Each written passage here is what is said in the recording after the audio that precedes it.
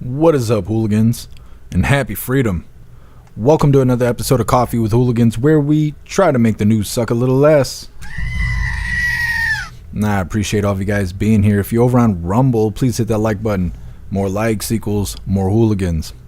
We're going to read through the schedule really quick, and then we will be checking on all the chats. So let me know how you hooligans are doing today. Then, of course, we will be getting things started. Now, any moment now, President Trump's going to be walking out on stage as he participates in an Unleashing American Energy Executive Order event. Got it pulled up right here, just waiting for him to come out on stage, and of course he'll take priority. Later on today, 6 p.m. Eastern Time, which is about 2 hours and 5 minutes from now, President Trump is to be delivering remarks at the NRCC dinner. Now, I don't know what that is, but we're going to go ahead and be covering it. And before we get any further, I want to give a huge shout out to Anonymous. Thank you so much for the Buy Me a Coffee yesterday. I really appreciate the support. I want to give another shout out to Scott Voigt. Thank you so much for the Stripe donation. Really appreciate you. And thank you so much, John, for the Cash App. I really appreciate all of you hooligans, and thank you so much for the support. We'll be starting off, other than these lives we got on the schedule here, we'll be starting off with a video titled Hantavirus Caused Third Death in California. Well, they finally got something new to talk about, some new fear-mongering. Now, the hantavirus is something that's really rare here in the U.S. Hardly anybody catches it. I think they said like 8 people catch it a year or something like that. But they got to have something to scare the people with, so we'll be starting off with some fear-mongering propaganda, because why not? Then we got a video titled Illegal Border Crosser Brags. Oh, hold on. I think we got something happening here. We might have to just read the schedule after the deal. Let me see if the president's about to walk out. Everybody just got on their feet. It could only mean one thing. Show me the orange eagle, and I'll show you some titties. Hold on a second. Let's take a gander.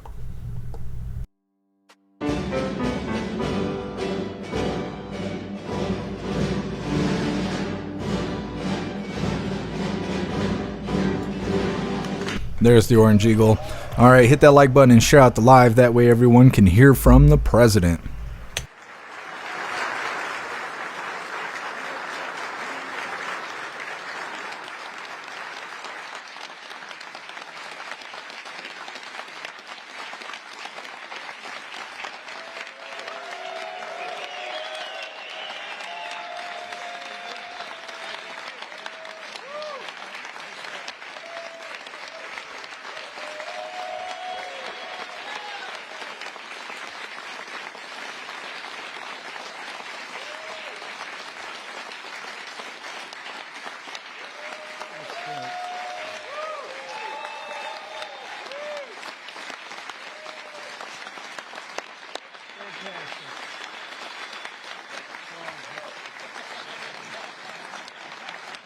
Strong, they're strong, and they're great.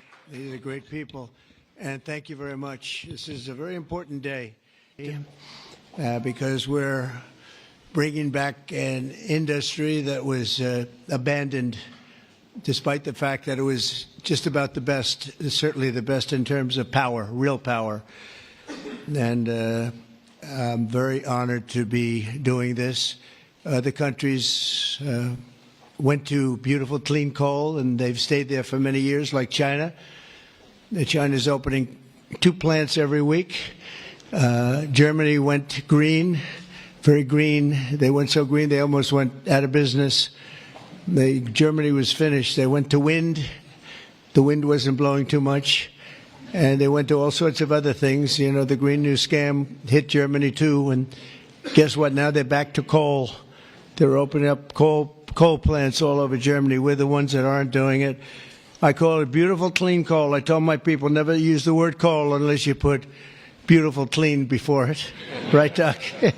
So we call it beautiful, clean coal. Beautiful, clean coal. So today, thank you. Today we're taking historic action to help American workers, miners, families, and consumers. We're ending Joe Biden's war on beautiful, clean coal once and for all. And it wasn't just Biden, it was Obama, and there were others. But we're doing the exact opposite. And all those plants that have been closed are going to be opened. If they're modern enough, or they'll be ripped down and brand new ones will be built. We're going to put the miners back to work. And I said I was going to do this. and I've said it loud and clear, and it's time to do it, and we need it.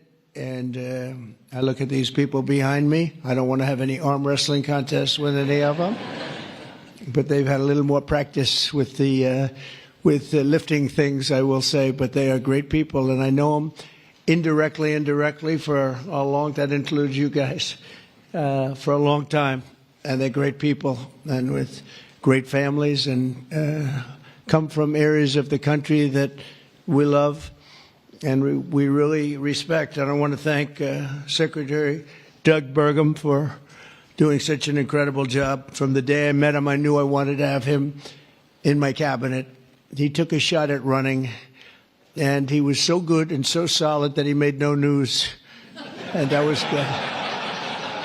But I saw him, and I saw his beautiful wife, Catherine, and I said that they're going to be a team. They are a great team, and they're going to be working for this country someday. And one of the first people I called after I won. So thank you very much. And along with the Energy Secretary, Chris Wright, and I was going to make Doug actually the Energy Secretary. And he said, sir, do you have one person who's much better than me at this? Chris Wright. I said, who the hell is Chris Wright? I have no idea who he is. And then I learned that he's the most respected person in the energy business by far, far and away. For Doug to say that Doug's got a big ego, it was very tough for him to say that. Catherine was there, right? Catherine, you said, wow, I've never heard that before. But Chris, you guys are fantastic. Stand up. All three of you, please stand up.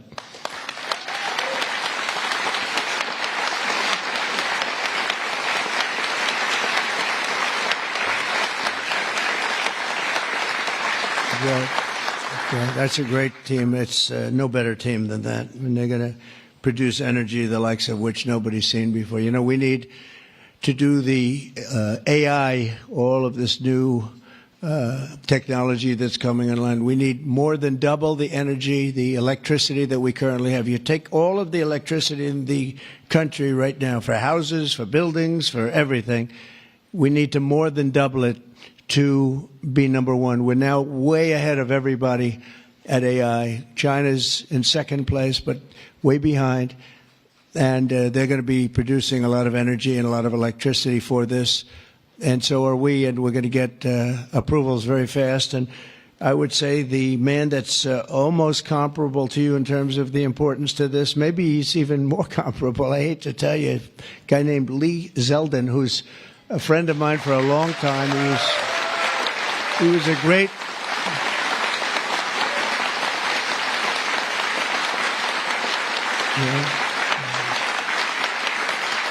Lee was a great lawyer, and he ran for office, and he won immediately. I gave him a very important endorsement. He won for Congress in an area that was unwinnable. He couldn't have, they were all saying, why is he wasting his time? That's Democrat territory. And I liked Lee and knew Lee, and he ended up winning a seat in a massive upset. Nobody knew what happened, actually, and then he was there for a long time. How many years were you there? 8 years. Was very popular, and then he almost ran. He almost won the governorship of New York, which is lost by a few points, which was an amazing run. And I said, we got to get you in with us in some form, and we did. And he's head of the environmental agency, EPA, and doing a great job. And I said, if we have a nuclear power plant, Lee, can you get it approved in less than a month? He said, what? He said, I'll do it faster. And by the way, he'll do a fast job, but he's going to do also a great job. It's going to be an important job. We don't even smile about it, but, you know, I've been involved in the approval process for a long time, having been in real estate. And you go years and years and years for absolutely nothing. And even in those days, I used to say, you know, this whole thing could have been approved in a week or 2 weeks or 3 weeks, and it would have been just as good. But they'd take you down the path, and you'd spend years waiting, and then sometimes you get rejected. I wasn't rejected too much. I was the king of zoning. I did well, but it was such nonsense. It was so terrible. The process was so terrible. But this is the big leagues now, and he's the head person in the whole country, and I appreciate it, and I appreciate you doing it. And already they're respecting you very greatly. So thank you very much, Lee. Great job.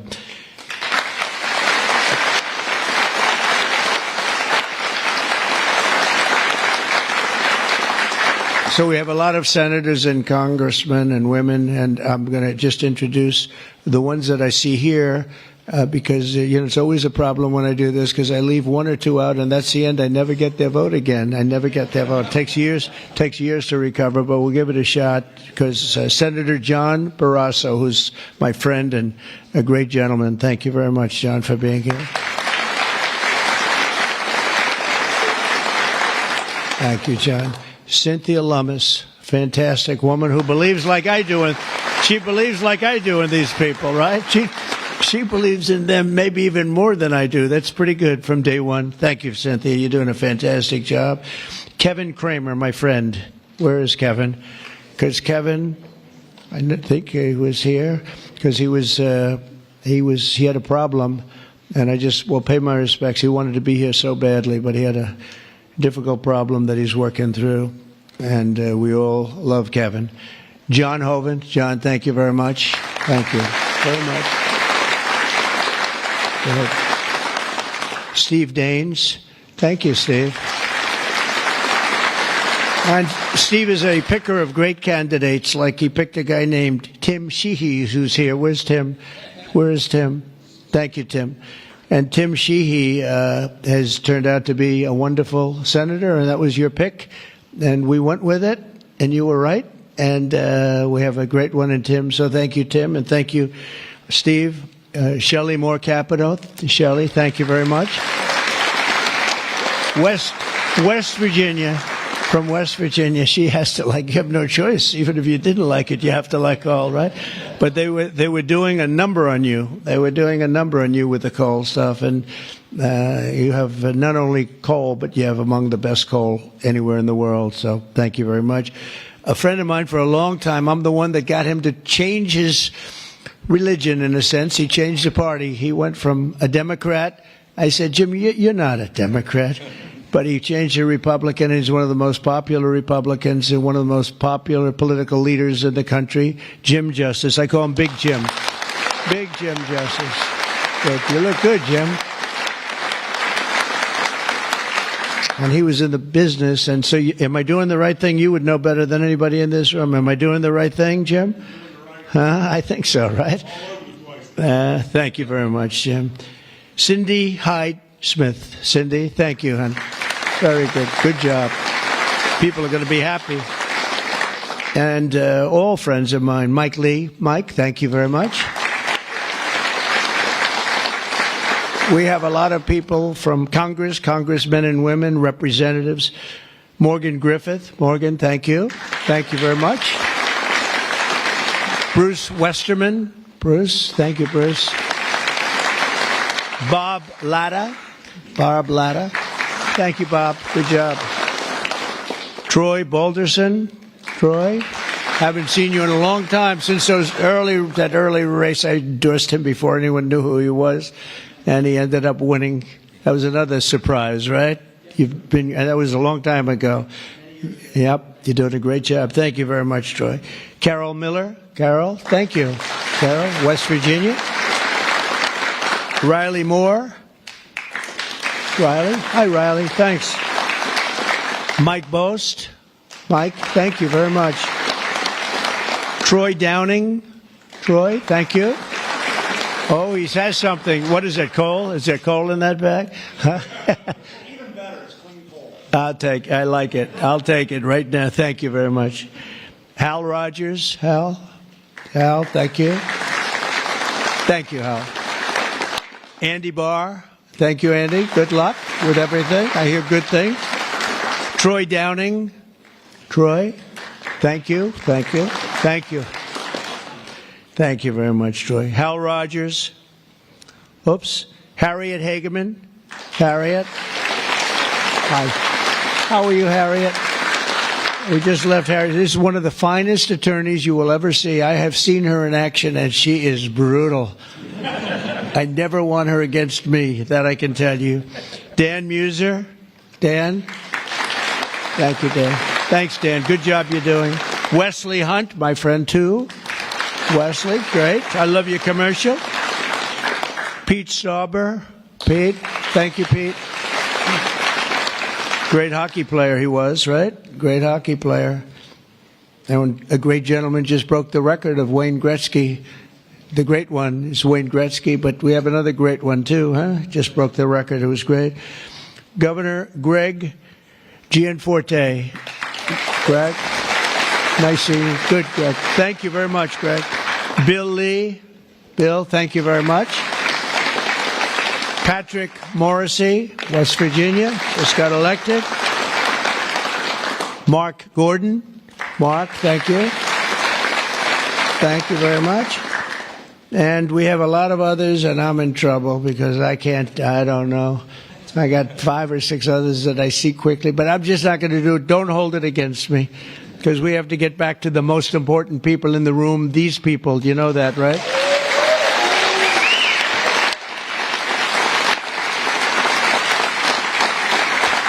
So the energy workers and the coal miners in the area that I'm standing on, and that's a lot of weight on this platform, so I don't know what's going to happen.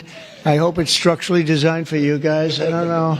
But we have just really well-deserving, great American patriots, and it's such an honor to be here and making such a big move, such a bold move in energy.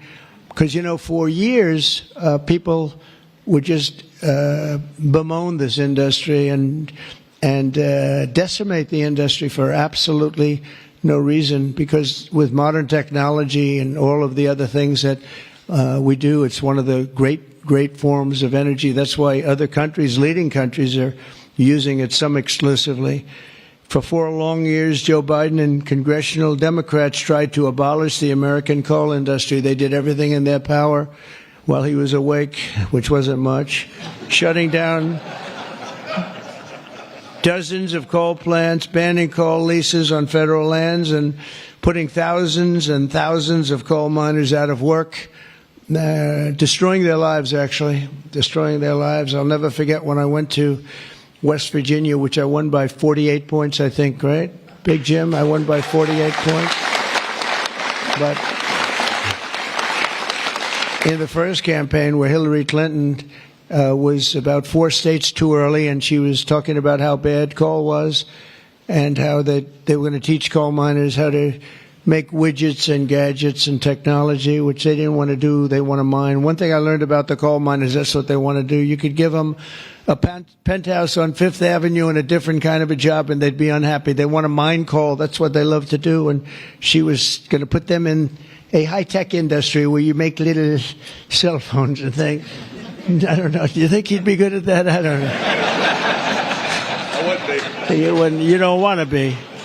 And she was brutal about 3 weeks before, but then she had a problem. She went to West Virginia looking for votes, and that was a bad situation. You remember that? And there was a coal miner around the table with his family, and he was in tears because of what they had done to him and his family. And I hope he's still around, but that man made quite an impression on the world and the public. And we ended up winning in a great election, but we ended up winning by a lot. The Democrats' Green New Scam killed jobs and sent prices soaring here in America. But meanwhile, China opened 2 coal plants every single week, and other countries likewise went very strongly back into coal. Some of them never got off. Those are the ones that didn't have the problems.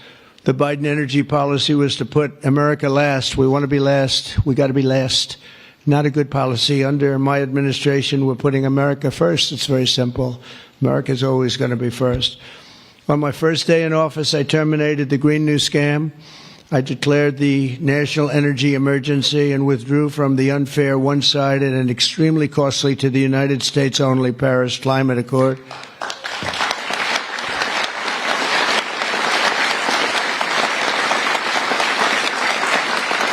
You know, under the Paris Climate Accord, we had a terrible situation. We would have paid over $1 trillion. Think of it, over $1 trillion. And Russia was paying almost nothing. Russia had a 1992 standard. China was paying nothing. China didn't kick in until 2035. This was 5 years ago. So they didn't kick in for many years. India had no standard whatsoever. But we had the highest standard you could imagine, and we had to start paying from day one. and we had to pay lots of money. We paid for everything. So I was not a big fan of the Paris Accord, and I let it be known, and I got out of it early. Then they went back into it, and now we get back out of it.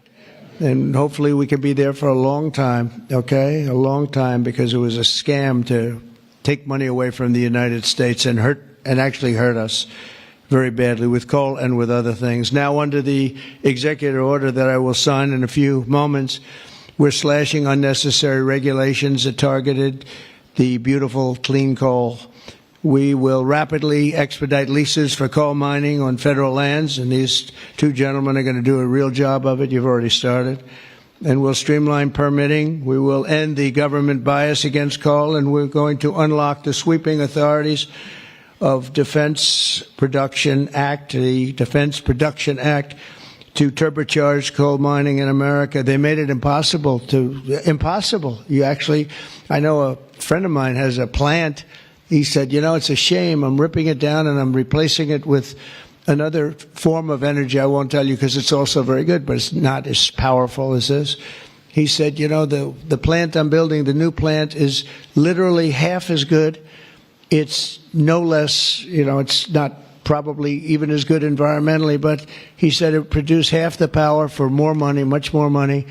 It'll never compete with that beautiful plant I have down the road, which was really a modernized coal plant. Well, he'll be happy to know that he can open that plant up very quickly, and it's going to produce a lot. But he was complaining. He said, this is so much better. He wasn't doing that as politicking me.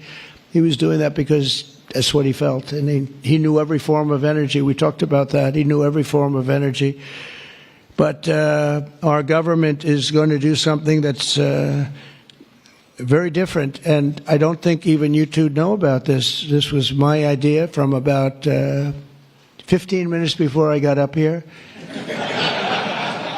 We're going to guarantee that we have a strong business for many years to come, that your coal companies and your miners don't get all excited about their jobs, and then should a radical left liberal become president, they end the business right away, and somebody's built a plant and spent hundreds of millions of dollars in building a plant, and the plant is going to be closed because a Democrat got in or a liberal got in. They're opposed to coal, and Republicans are very much for it, clean coal.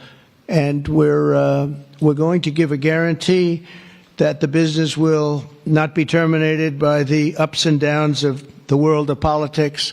So should somebody come in to this very important office and say, oh, well, you spent hundreds of millions of dollars and you guys have given up your life because you want to be in coal, and then all of a sudden you don't have a life anymore because it's what you know the best, that's not going to happen. We're going to give a guarantee that it's not going to happen, so that if somebody comes in, they cannot change it at a whim. They cannot just going to go, they're going to have to go through hell to close you up. All right, so that's pretty good. We're going to give that in the form of a guarantee that we're writing on right now structurally and from a legal standpoint. So your investments are going to also be protected.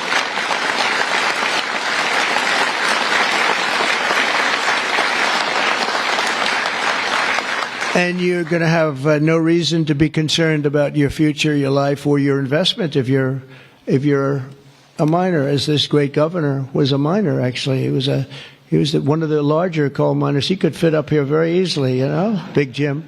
But he was a great success, but they were very, very tough on him. And he did a beautiful job with a beautiful product.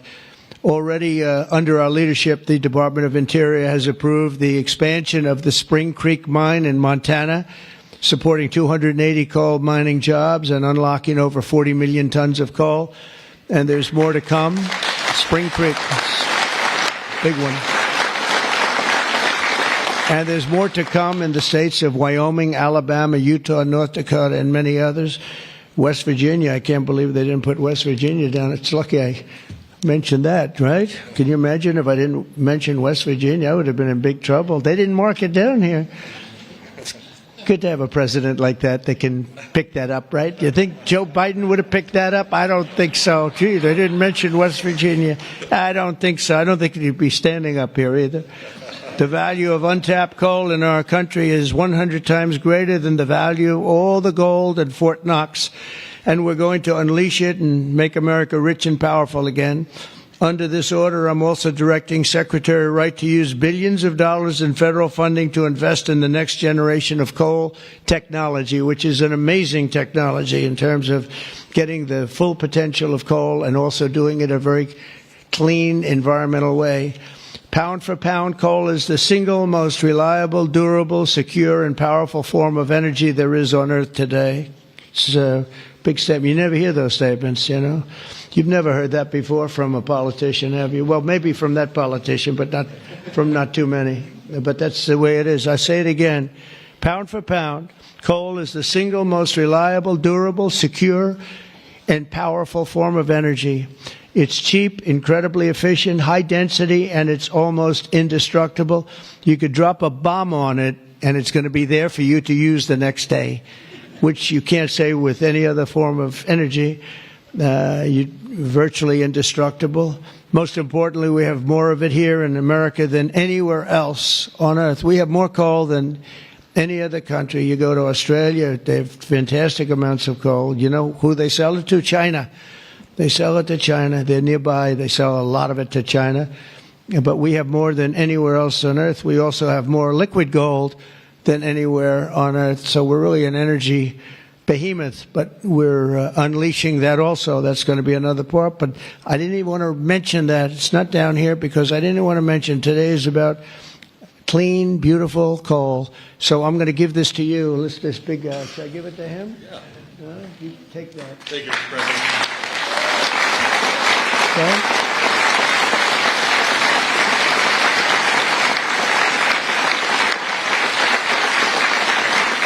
For example, we believe it's possible to extract enormous amounts of critical minerals and rare earths, which you know we need for technology and high technology in the process of coal mining, making in America the mineral superpower of the world, actually. In addition, I'm instructing the Department of Justice to identify and fight every single unconstitutional state or local regulation that's putting our coal miners out of business, and we are withdrawing all of those objections from our government today. It's all being withdrawn. So all of you people that have been fighting for your lives, we are withdrawing all of that today. We have excellent lawyers, excellent. Have you noticed that lots of law firms have been signing up with Trump? $100 million, another $100 million for damages that they've done. But they give you $100 million and then they announce that, but we have done nothing wrong. And I agree, they've done nothing wrong. But what the hell? They give me a lot of money considering they've done nothing wrong. And we'll use some of those people, some of those great firms. They are great firms, too. They just had a bad moment. But we're going to use some of those firms to work with you on your leasing and your other things. And they'll do a great job. I think they're going to do a fantastic job. And for those of you that want to know the tariffs, you've been hearing about tariffs, we're taking in almost $2 billion a day in tariffs. $2 billion a day. And we're doing very well.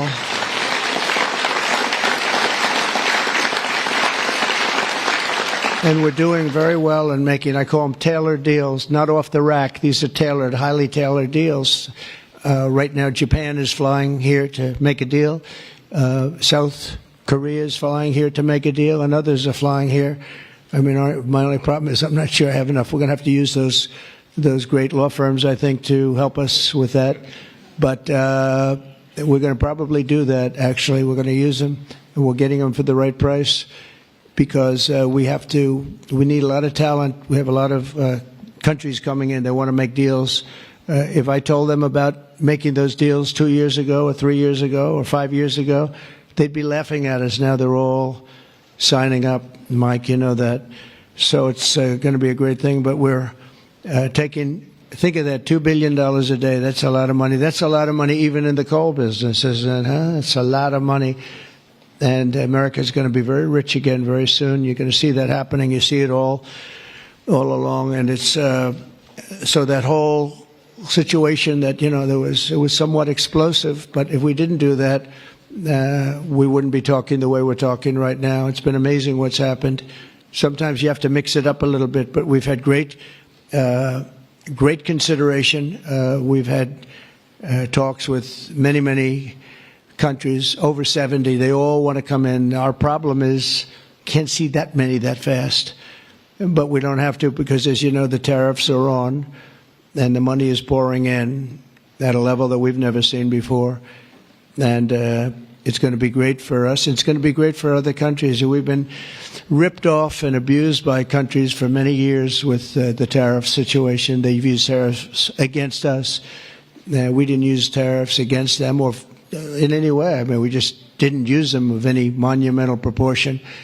And so we are doing it now. We have tariffs on cars. We have tariffs on lumber, tariffs on steel and aluminum. Steel plants are going up because of it all over the country. We have 25% tariffs on steel and aluminum. And I think the steel workers like me even more than the coal miners like me. I'm pretty sure that that's true. We have, instead of having no steel business, I put them on originally in my first term. We wouldn't have had one steel mill in the United States if I didn't do that. And now we upped it, and we not only are we taking in a lot of money, but we're protecting our workers, our steel workers. We're protecting our steel industry. And one thing you know, that steel and things like steel you need, because you need it from a defense standpoint. You need steel for your tanks and your planes and your everything. And certain industries you can get away with not having, but others you need, and steel is one you need. So I want to let you know that's in full force and effect. And literally as we speak, I spoke to executives in the steel industry over the last few days, and they're all coming in to build plants in the United States of America, because if you build them in the United States, you have no tariffs to pay. There are no tariffs to pay, zero. If you build them outside using outside labor and hurting our businesses, and you send your product in, you have to pay a price for that, and they will be having tariffs, as you know. It's an amazing thing. This has been something used against us for many years by other countries, China in particular, but others, not just China, others, and taken advantage of us, ripped us off, and left us for dead, frankly. And I believe if I didn't become your president, I believe that this country would have had problems like they've never had before, because it was serious damage in so many other ways. Not only the border, where people came rushing into our country from prisons and jails and mental institutions, murderers, drug dealers, and some vicious criminals. 11,088 murderers came into our country. We have to get them out. We're getting them out. 11,088. Of that number, half committed murder on more than two people. And this is what they allowed into our country with their open border policy of lunacy. And we're taking care of that, just like we're taking care of you today. We're taking care of that. I want to thank Kristi Noem and Tom Homan for doing an unbelievable job. The whole thing is, the job they're doing is incredible. It's really an unforced error. It should have never happened, that we have to be spending such time and resources, Mr. Senator, right, on getting people out of our country that shouldn't be here. I mean, literally from mental institutions, insane asylums were opened up and emptied into our country. Prisons from all over the world, not just South America, prisons from, think of this, from Africa, the Congo, a lot of people from the Congo, prisons in the Congo, prisons from Asia, from all over were opened up. And I knew that when I heard it was an open border policy. I said, if you do that, every country is going to be dumping people that they don't want into our country. And that's what's happened, but we're cleaning it out. And the courts, we had a good decision, as you know, from the Supreme Court allowing us to do that. We have judges that didn't want us to do it. We have judges that wanted the very evil gang members from Trendy, Iroquois, and MS-13. They didn't want them taken out of the country and put in very powerful prisons. When you look, you've all seen those clips, pretty amazing clips. But I want to thank El Salvador. They've done an incredible job. But we've been fortunately winning those cases. But we have judges that are out of control that say, oh, bring them back, bring them back. We don't want them back. We don't want them back. Can you imagine? You spend all of that time, energy, and money on getting them out, and then you have a judge that sits there, a local judge who sits there, federal judges sit there and says, no, bring them back. One was brought back, or they want to bring him back because he wasn't a member of Tren de Aragua. He was a member of MS-13, which is just as bad. So they misidentified him, but it sounds to me like he was a member of MS-13, so they want him brought back because he wasn't treated properly. It's we got to be smart. Our country's got to get a lot smarter than it is, but we have to give the people that are empowered to do this kind of work, and it's not pleasant work. We have to give them the option of making our country great again, and that's what they're doing, and I have great respect for those people. And they're doing it out of love. They could get a much easier job. They're doing it out of love for our country. It's so important, just like I'm doing this with coal today for love for our country. Earlier this afternoon, I signed another executive order to strengthen our electric grid by ensuring that coal-fired power plants are always available to meet surging demand for electricity. Unlike wind and solar, coal plants can run 24 hours a day in rain, sleet, or snow, and you will not be subject to the incredible blackout situation that's taking place in California, where they have blackouts all the time. It's an amazing thing with California. They have blackouts and brownouts at levels that nobody's ever seen before, and all they want to do is keep going the way they're going, and they're doing a very poor job. As you probably heard, I released billions of gallons of water going in from upstate California, from the most northern parts of California. Probably comes in from Canada to a certain extent. Thank you very much, Canada. We appreciate it. And I released it. It was being sent out to the Pacific Ocean. I've been working on Gavin and some of the politicians for years, and they didn't want to do that because they were protecting a smelt, a fish that was perhaps in trouble, but it's not unique to that area. And because of that, you had numbers, you had fires. Nobody's ever seen anything like what happened. Think of what it would have been like if you had fire hydrants that had water in them, if you had sprinkler systems in houses. A lot of these luxury houses where they had beautiful sprinkler systems, there was no water. They had no water to put out the fires. Water is very good for putting out fires, you know. They just didn't learn it.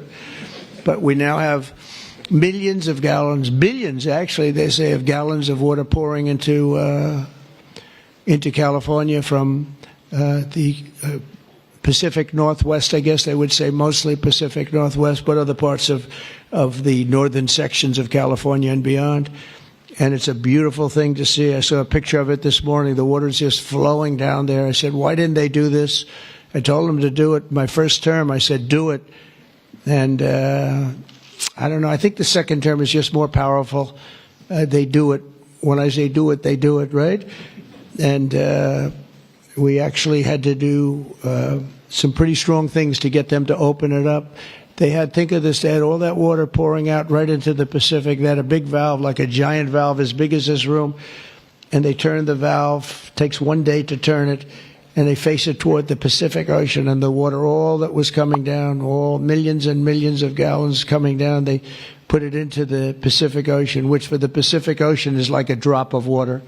But for California, it would have been unbelievable. So we did it. I'm very proud of the fact that we did it. We did that against a lot of heat and a lot of environmental nonsense. From now on, we'll ensure that our nation's critically needed coal plants, as an example, remain online and fully operational. They're always going to be operational. And again, we're going to have guarantees that government cannot close them down, close you down, and destroy your lives. To that end, I'm also instructing Secretary Wright to save the Cholla coal plant in Arizona, big plant, which has been slated for destruction. We're going to keep those coal miners on the job, going to tell them to just remain calm, because we're going to have that plant opening and burning the clean coal, beautiful clean coal, in a very short period of time. You know all about that, right?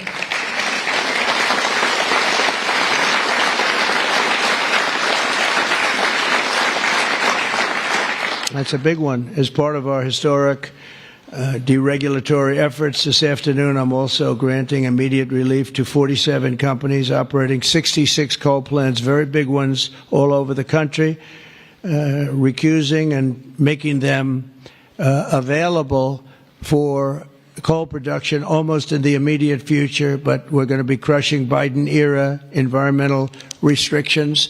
These are restrictions that made it impossible to do anything having to do, frankly, with energy, even beyond coal. It's really beyond even coal. We have clean air, we have clean water, and now we have clean coal.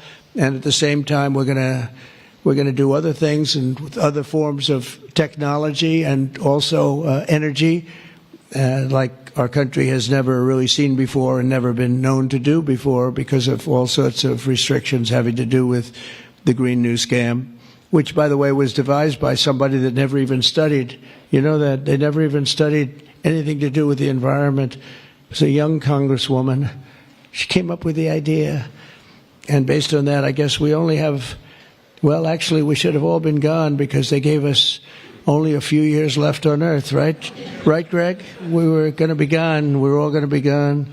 The environment, no. What they have to worry about is the nuclear heat. They don't have to worry about environmental heat. They have to worry about nuclear heat. And if we're smart, we're working on that right now with others having to do with Iran and some other countries. But that's the heat you're going to have to worry about. You don't have to worry about the air is getting warmer. The ocean will rise 1/4 of an inch within the next 500 to 600 years, giving you a little bit more waterfront property. They say this is going to. These guys can handle that. The nuclear we have a bigger problem with, right? So we're going to make sure that that's safe. We're going to make sure that that's safe. With us today are some of the amazing workers who will benefit from these policies, the policies that we're doing and so proud of doing, including Jeff Crow, a miner from West Virginia. Jeff, would you come up and say a few words? Jeff? Come on up. Sure, Mr. President.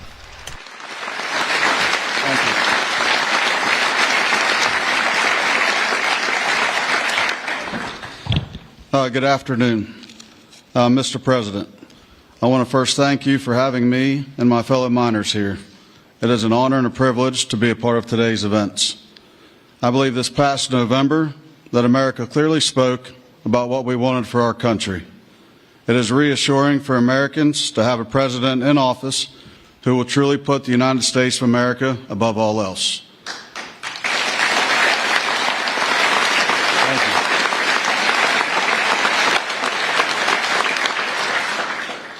With putting America first, you have spoken numerous times about energy independence. I believe most don't understand the importance of that.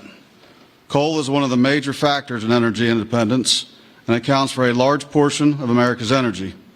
Coal is one of the most reliable and cheapest forms of electricity. For too long, coal has been a dirty word that most are afraid to speak about. Most of those that would speak negatively about coal do so from an uneducated standpoint. Many are unaware of the engineering and technology that are used in today's mining to create a clean, energy-efficient product. All of this is done while using the safest practices in the industry. Speaking for West Virginia, coal provides approximately 50,000 jobs for those that work in the mines and the businesses that support them. It also accounts for over 50% of West Virginia's export product. To name a few, we employ engineers, teachers, physical therapists, accountants, truck drivers, high school and college graduates. All of these occupations and graduates have turned to the coal industry to provide a better way of life for them and their families.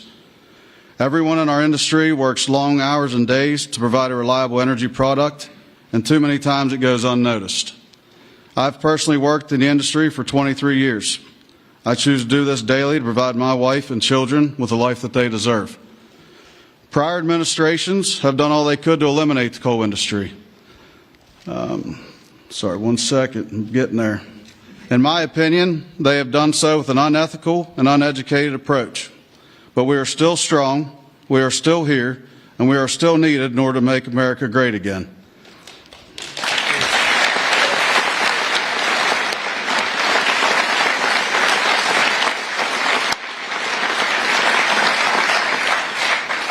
Having a president and an administration that understands the need and importance of coal is more than appreciated. It gives the industry a form of reassurance to know that we have a president in place that supports us. From my family to the over 3,000 employees of ACNR, and for the coal companies, miners, and businesses throughout our great country that rely on the coal industry, we say thank you for your continued support.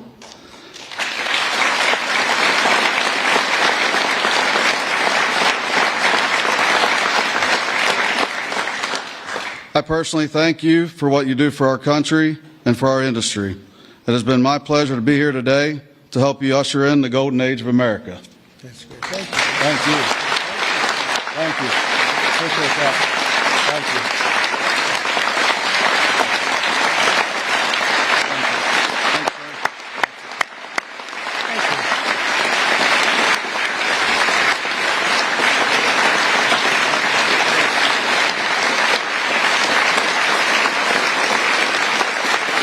You did a good job. Let me have that speech. I want to have that. Yes, sir. I had a couple of good lines in there when I came up. No, actually, what I want to do, I'm going to sign it for you because I mean, he worked hard. Look at it, and look how good his eyes must be to read that. I lost it once. And hopefully you can sell it tonight for a lot of money. Yes, sir. I'll keep that one.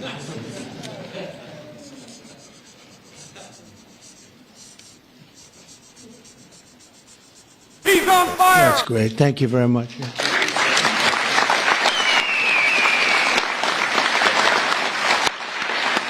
Got him a pen, too.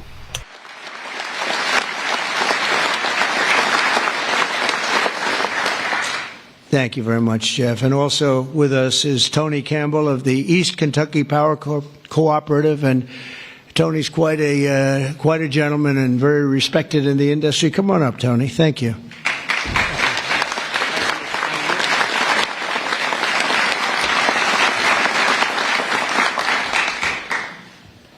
Mr. President, on behalf of East Kentucky Power Cooperative, the National Rural Electric Cooperative Association, and electric cooperatives across this America, thank you for your leadership to restore American energy dominance. Electric co-ops keep the lights on for 42 million Americans across 56% of the land mass.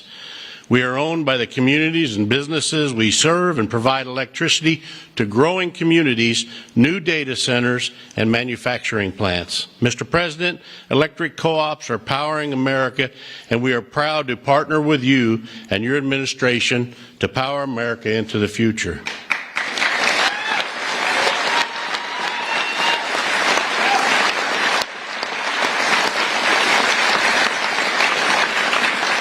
Electric cooperatives in Kentucky understands the importance of reliable, affordable, and American-made energy, especially coal and natural gas. Coal fuels most of the electricity generated by our cooperative. America must keep coal plants open and running to ensure reliable electricity when we need it most. To meet growing demand over the next decade and ensure fuel security, America will need more always available electric generation power, such as coal. And we want to recognize the hardworking American men, women that support our mission. To all America's line workers, our coal miners, thank you for your dedicated service to our country.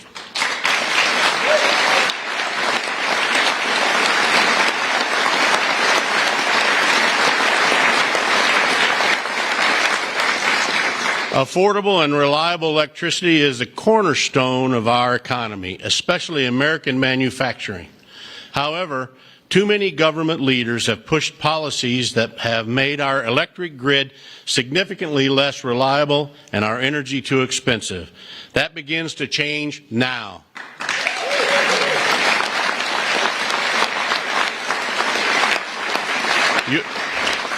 Your actions today will prevent the premature closing of essential power plants and help us meet tomorrow's energy needs.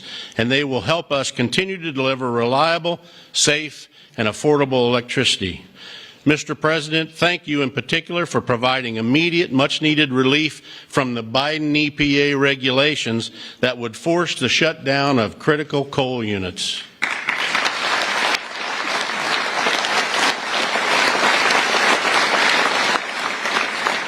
Finally, I want to say congratulations on the all-star energy team you've assembled.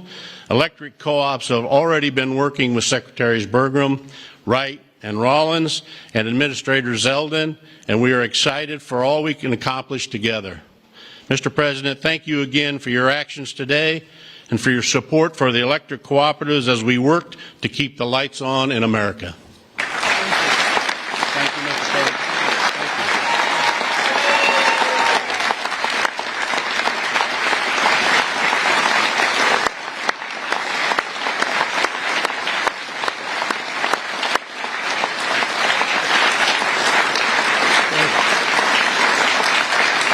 Thank you, Tony. Thank you very much, Tony. Appreciate it. Every day under the Trump administration, we will continue to lower costs for American families, create jobs for American workers, and very importantly, unlock unlimited amounts of affordable American energy, including, as I said, and I'll say for the last time, beautiful, clean coal. Our country is blessed.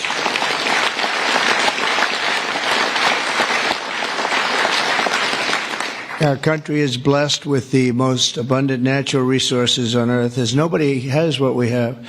And we're going to use it, too. We're going to use it in a very responsible way. Together, we're going to tap that magnificent potential to give our people the glorious future that they deserve, better than they've ever had in the past. I mean, they had a good future. A little, if you look 20 years ago, they thought they had a good future, and it was ripped away from them, torn away from them with nonsense. And we're not going to let that happen. This is going to be a glorious future for them. And I want to thank everybody for being here. And I want to thank you and you and you and that whole group and our senators, by the way, and our great congressmen and women for being here in such a large number, because you've been helping us make these decisions. These are big decisions, and this is a really big one. And this is one that's going to be, I think we're going to look back and with great pride at what we've done today, not just in putting people to work, but at really reawakening our country. And thank you very much, and thank you all for being here. Thank you very much. Thank you very much.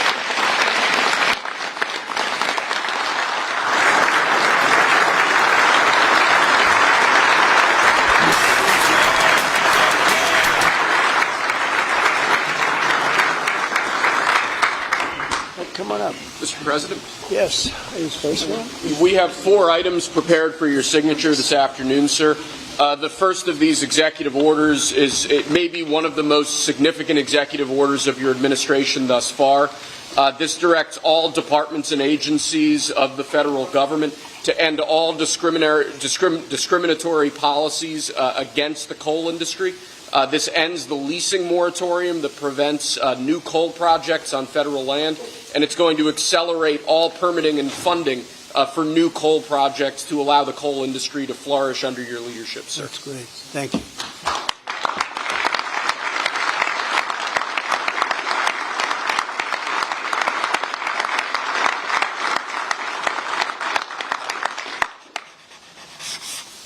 Okay.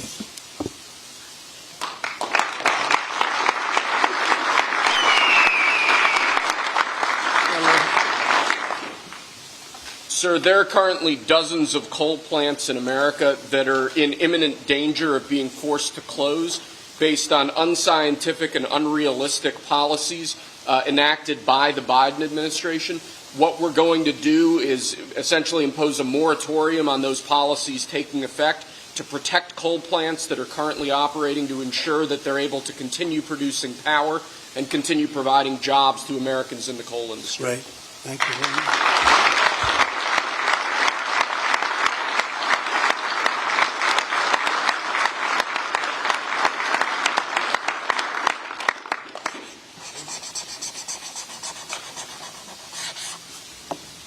Okay.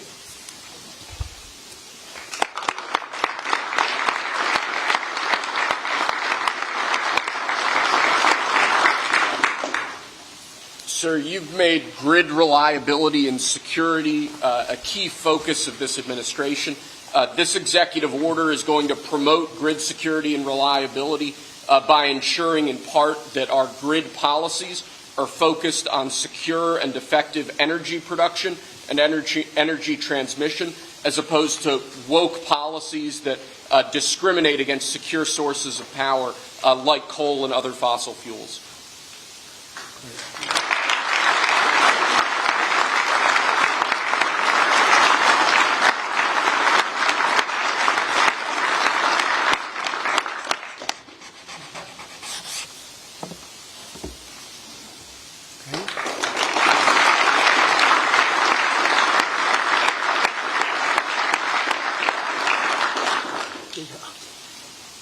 Lastly, sir, one of the biggest problems we have in this space is Democrat states, radical leftist states, enacting policies and enacting an agenda that discriminates against coal, against secure sources of energy.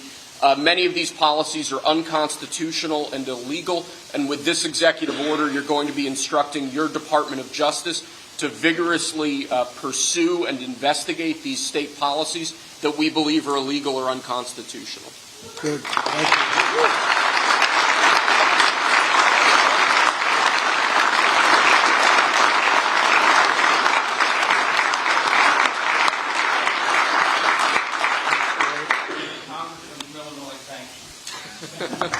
Thank you very much. Great job. He went to Harvard when Harvard was good. It was a while ago.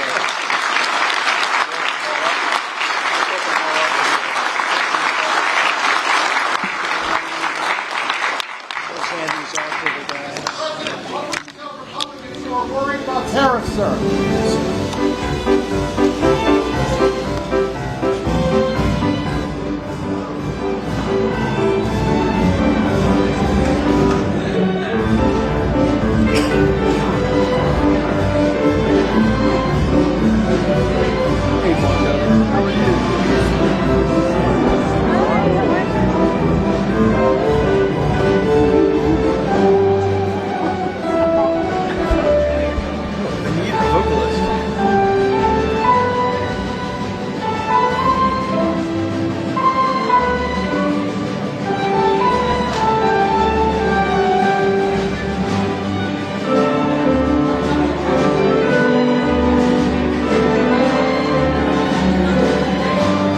Trying to see if we're going to get a hot mic. It happens sometimes.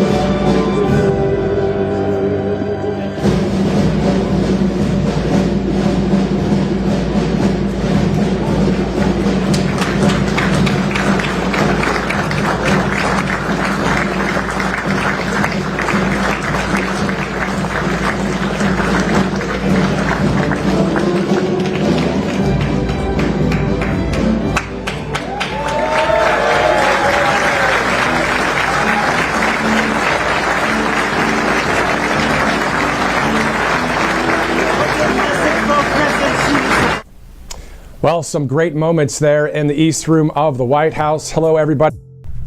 All right, there's President Trump signing executive orders and hanging out with Minors, not the way that Biden hangs out with minors. You watch yourself, okay? You watch yourself.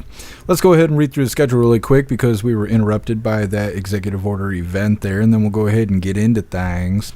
Like I was saying, we're going to be starting out with a video titled Hantavirus Causes Third Death in California Town.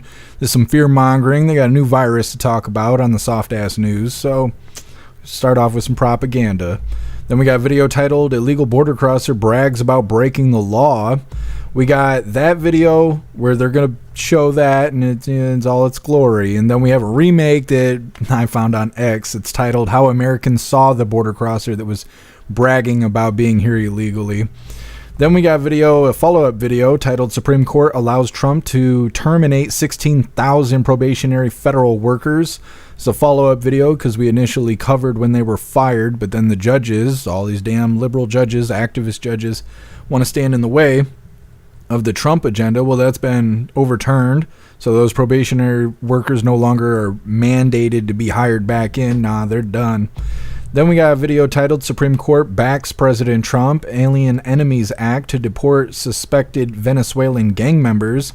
Again, this is the court overturning what they had originally said. There was judges saying he can't mass deport these illegals because they got to have fair trials and this, that, and the other. Well, Supreme Court overruled that, getting back to this mass deportation. Good news for the Trump agenda. Then we got an interesting video titled Mexico is Sending Us Literal Shit. Apparently, Mexico's sewage system runs downriver and ends up here in the U.S., just more problems that we're given by Mexico. Then we got an interesting video titled Charlie Kirk details Antifa attack on college campus, saying they destroyed our tables. I saw clips of this over the weekend. I didn't realize it was Charlie Kirk stuff.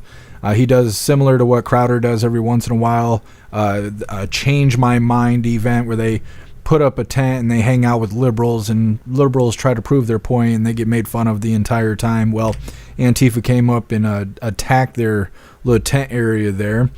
Then we got a video titled RFK Jr. seeks to remove fluoride from drinking water. This is a good idea, but there's so much shit standing in the way that he himself is not able to force communities to stop adding fluoride into the water.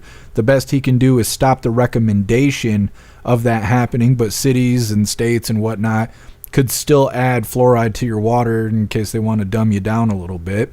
Then we got another follow-up video. We got a lot of news, by the way. We got another follow-up video titled Columbia grad student Mahmud Khalil faces a Louisiana judge in pro-Palestinian protest deportation. It's a follow-up video because we're staying up to date with Mahmud Khalil. He's the first pro-Hamas college student activist that was arrested. There's been several at this point, but he's the only one that gets all this spotlight. He gets all this TV time. His face is all over the news. Everyone knows his name. All these other college kids that keep getting arrested for being pro-Hamas protesters, sympathizing with terrorists and whatnot, we don't really know their names. We don't really know what they look like. And so, like I've been saying for weeks, they are really propping up Mahmud Khalil to be the next George Floyd. And I really think when Mahmud gets deported, because it seems inevitable at this point, that's when we're going to see fire in the streets. We'll see Antifa get more active and stuff like that. Probably kick off Summer of Love 2.0. Then we got a video titled Long Island Father is Fighting Deportation Despite Coming to the U.S. Legally in Federal Program. This is not the father from Maryland that we've been keeping up to date with, but we do have a follow-up video of that. This is another individual who came here under a 2-year program where he would be here for 2 years, and he had to get the fuck out. But he's overstayed his welcome. He thinks it's wrong that he's being deported, and he's got a church backing him up, claiming, he's just some poor guy trying to get that American dream, and the mean orange man's kicking him out.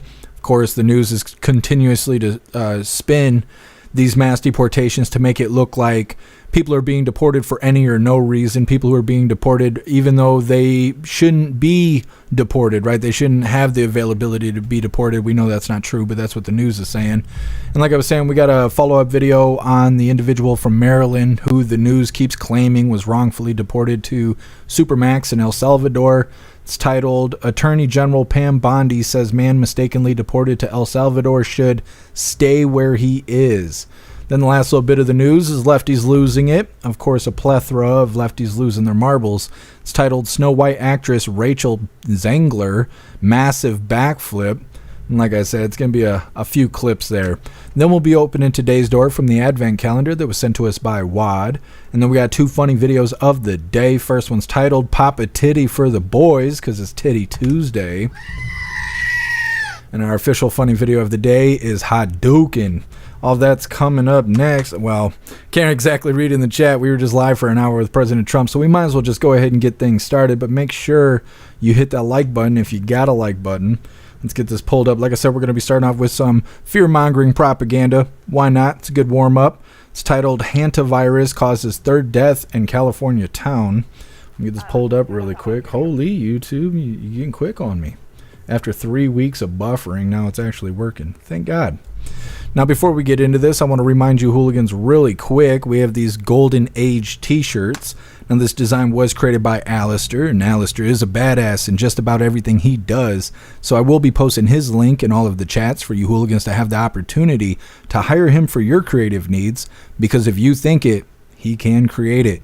Now, this design does come in shirts for men, shirts for women, tank tops for men, tank tops for women, pullover hoodies, zipper hoodies, coffee mugs, stickers, dog tags. We've made cooking aprons in this design. I want to remind you hooligans once again, because it's starting to get warm outside, if you are going to order tank tops, go ahead and do the thing, because once they sell out, and they do every year, they won't restock until like October or November or some stupid shit like that. So if you're looking for some hooligan tank tops, go do the thing as soon as you can, because like I said, when they sell out, they sell out. Either way, I'll be dropping all the links in the chats while we're watching this first video. We've got a doctor here to break it all down. Dr. William Schaffner, great to see you again. You're a professor of infectious diseases at Vanderbilt University, so the perfect guy to talk about this. Thanks for being here. Good to be with you, Anna. And I'm looking at these numbers, and hantavirus infections are rare here in this country, with only 20 to 50 cases every year. What factors in Mammoth Lakes would create such a cluster of cases right now? Well, these hantavirus infections come from mice, deer mice, and the population of deer mice varies from year to year. If there's a surge in the population, these deer mice, many of them, go indoors, try to get inside your house, in your sheds, garages, and the like. And obviously, they leave their droppings behind. And as the story said, their urine, which contains the virus, can contaminate the environment, and the virus can persist over time. Now, you go in there and you try to clean up your shed. And if there's not good air in there, and if you're not wearing a mask and gloves also, you may aerosolize the area as you're cleaning up. In fact, one of the cases was thought to be vacuuming an area where mice had been. That would create an aerosol. And if that's the case, that dried aerosol can be breathed in, get down into your lungs, and initiate the infection. You could also get it on your hands, touch your mouth, and introduce the infection that way. Yeah, I mean, even just vacuuming, though, you would just, I mean, I vacuum my house all the time. And what if you just thought it was dirt that you were picking up or something? So I guess we got to wear our masks while we're cleaning our house. Wild. Now, these recent victims, they didn't engage in any high-risk activities that we know of. So how do you think that the virus may have been transmitted in these cases? Well, these people are often very, very sick by the time they come to medical attention, and you can't really question them directly about the activities they've been engaged in. You have to ask their friends and parents and other members of their families, and they may not know exactly what's been going on. So we have a gap in information there. All right. What about human antibodies or a vaccine? Anything like that? I mean, if it's something that seems to be on the rise, at least in this small town with the deer mice population getting bigger, we hope it's not. We don't want to be alarmist, but we hope that it's not going to spread across the country. So, what could we have a vaccine against this? Well, this is geographically located, and as the story said, there are relatively few cases out there, so there hasn't been a whole lot of rationale to develop a vaccine, which could be hugely expensive. So we caution people to be careful when they're cleaning up areas where mice may have been. Wear those gloves, wear the masks, disinfect the area first, spray it with a disinfectant. That also makes it less likely that there'll be an aerosol because you've dampened it down. Yeah, smart. All right, Dr. William Schaffner, great to see you. Thanks for joining us. Thanks for watching. Yes. I told you guys, this is some straight propaganda. You got to now wear a mask when you clean your house. They're working on maybe getting you a vaccine. You got to wash the dirt down just before you go clean it up, just in case. There's some mouse shit there. You might kill grandma. It's hard to say. Either way, next up, we got illegal border crosser brags about breaking the law. And like I said, we're going to play a second video right along with it titled How Americans Saw This Border Crosser Bragging About Being Here Illegally. Both of those are coming up next. But first, we're going to read through the chat, see what you hooligans think about this scary hantavirus that nobody ever gets here in America. I mean, unless you're eating mouse shit. I don't know. It's just like, what was the point of that? I guess people weren't buying the chicken flu anymore. Let's see. What do you got here, Juicer? Oh my god, here, Juicer, that's hilarious. Definitely cannot show the rest of the class that t-shirt. That is hilarious. Guess get a cat, wear a mask. Don't fondle monkeys. Damn, life is getting complicated. Yeah, I guess they're just taking our damn rights away. That's what's going on. Josh 1776, just get a cat. Yeah. I can't believe they literally recommended wearing a mask while cleaning your house. You could make it airborne, sweeping your floors. You gotta wet them down. I don't know. It's just stupid. What's up, Master Meatball? Happy freedom to you.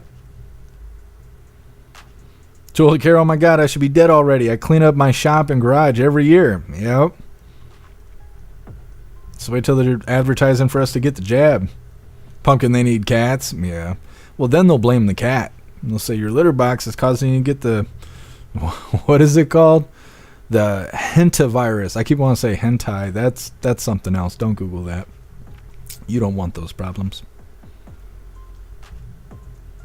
Guess who? The virus affects homeless people all over in California. It's nasty and can spread when it gets airborne. Yeah, just, probably don't sleep where the mouse shit is. You'll be all right. What's up, Hate? Happy freedom to you. That's a rat. Yeah, they don't know the difference between mice and rats. What's up, Sam? Happy freedom. Steve S. No monkeys. What's the world coming to? You never know. What's up, Proud Patriot Girly? Happy freedom to you. Vinny C. I bet the doctor was a paid actor. He sound like a voice actor for them old movies, like the old cartoons, or like Superman, like the old Superman movies, where they have that like outraged sounding voice, like from the 80s and stuff. He's probably not even a doctor.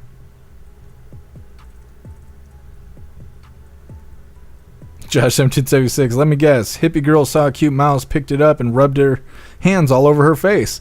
Yeah, I like how the doctor demonstrated touching your mouth and letting the mouse shit virus affect you that way. We needed an example. We weren't sure what he meant when he said you could potentially touch your face and cause these problems. No, we needed a visual example. We didn't know. I'm surprised he wasn't like smoking the meth pipe and then he's like, you can catch it this way. I'm like, all right. Anyways, we'll go ahead and get into this next one. Like I said, illegal border crosser brags about breaking the law. And we got a follow-up video that we're going to play back to back with this. So just give me a second here. Let's get this pulled up. Also, this piece of shit was invited to the White House by Biden, I'm pretty sure. They're going to mention that in a second here, too. Come on, let's get this pulled up. Do the thing. There we go. All right, hooligans, hit that like button if you got a like button, and let's get into this. All right, so like I said, we got a little something to pair along with this real quick before we hop in the chat. This is titled, How Americans Saw the Border Crosser Bragging About Being Here Illegally. My name is Gracia Martinez Rosas. I am an immigrant. I am undocumented, unafraid, queer, and unashamed. My name is... Holy. Donde es la licor y la mota? Yes.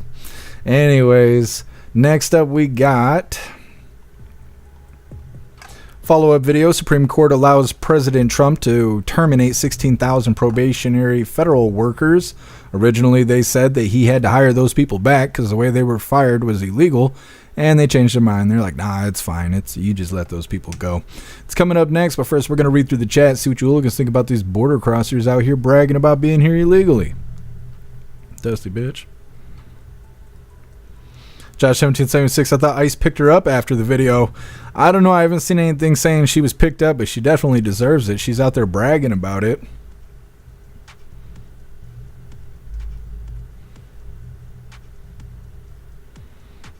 Guess so she's a law-breaking flamboyant.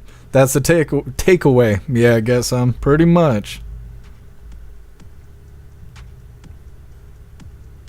Josh 1776, my university sent out an email saying some visa students had their status revoked and for people to check their status.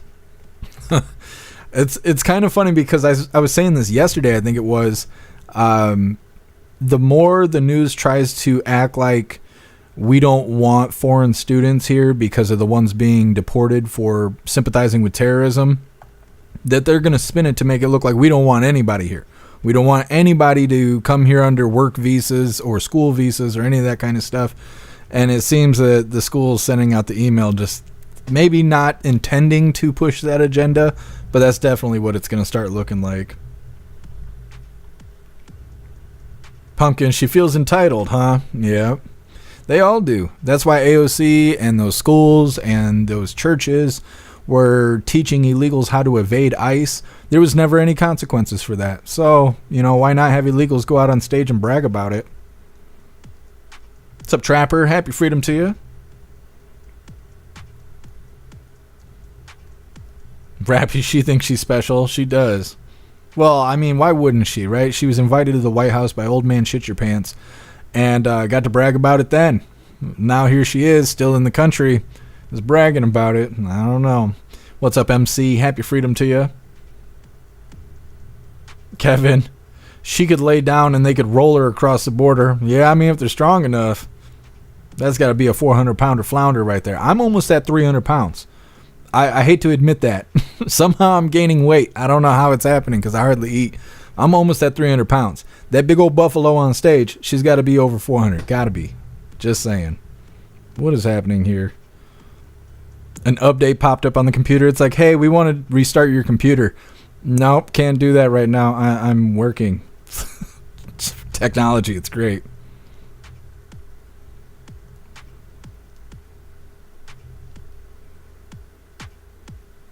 MC, go get your jabs. Yep. The mouse poo will get you.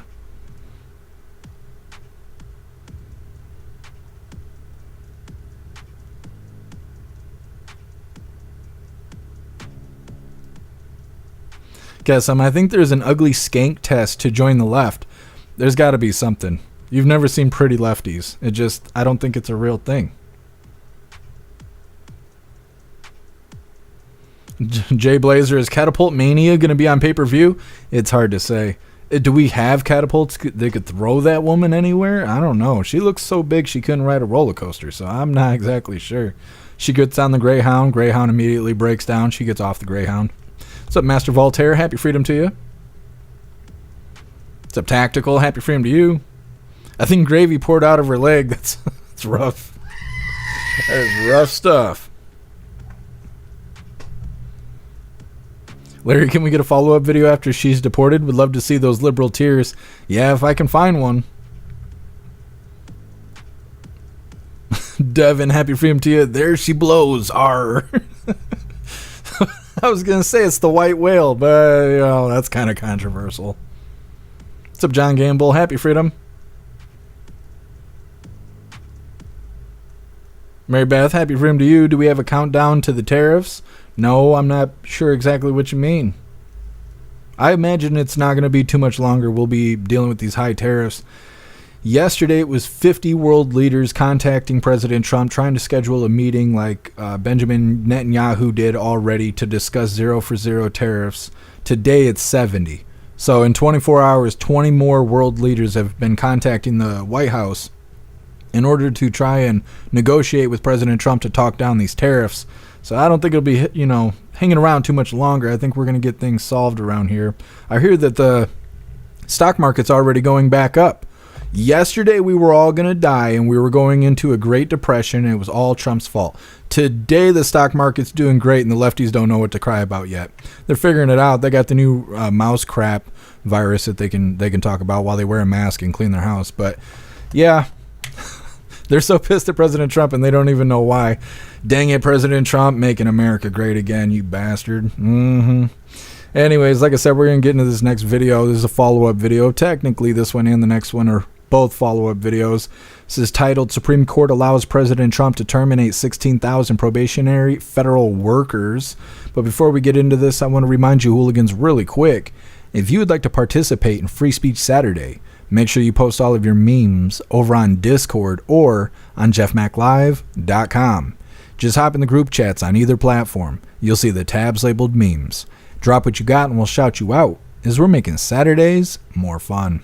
Let's get this video pulled up here. Supreme Court ruling in President Trump's favor after all these district judges keep trying to stand in the way of what he's doing. Now hit that like button if you got a like button, and let's get into this. The Supreme Court is allowing the Trump administration to fire 16,000 probationary federal workers for now. The decision rescinds a lower court order that those workers be reinstated as the legal battle plays out. Let's bring in senior Washington reporter Devin Dwyer for more. Devin, what went into this decision?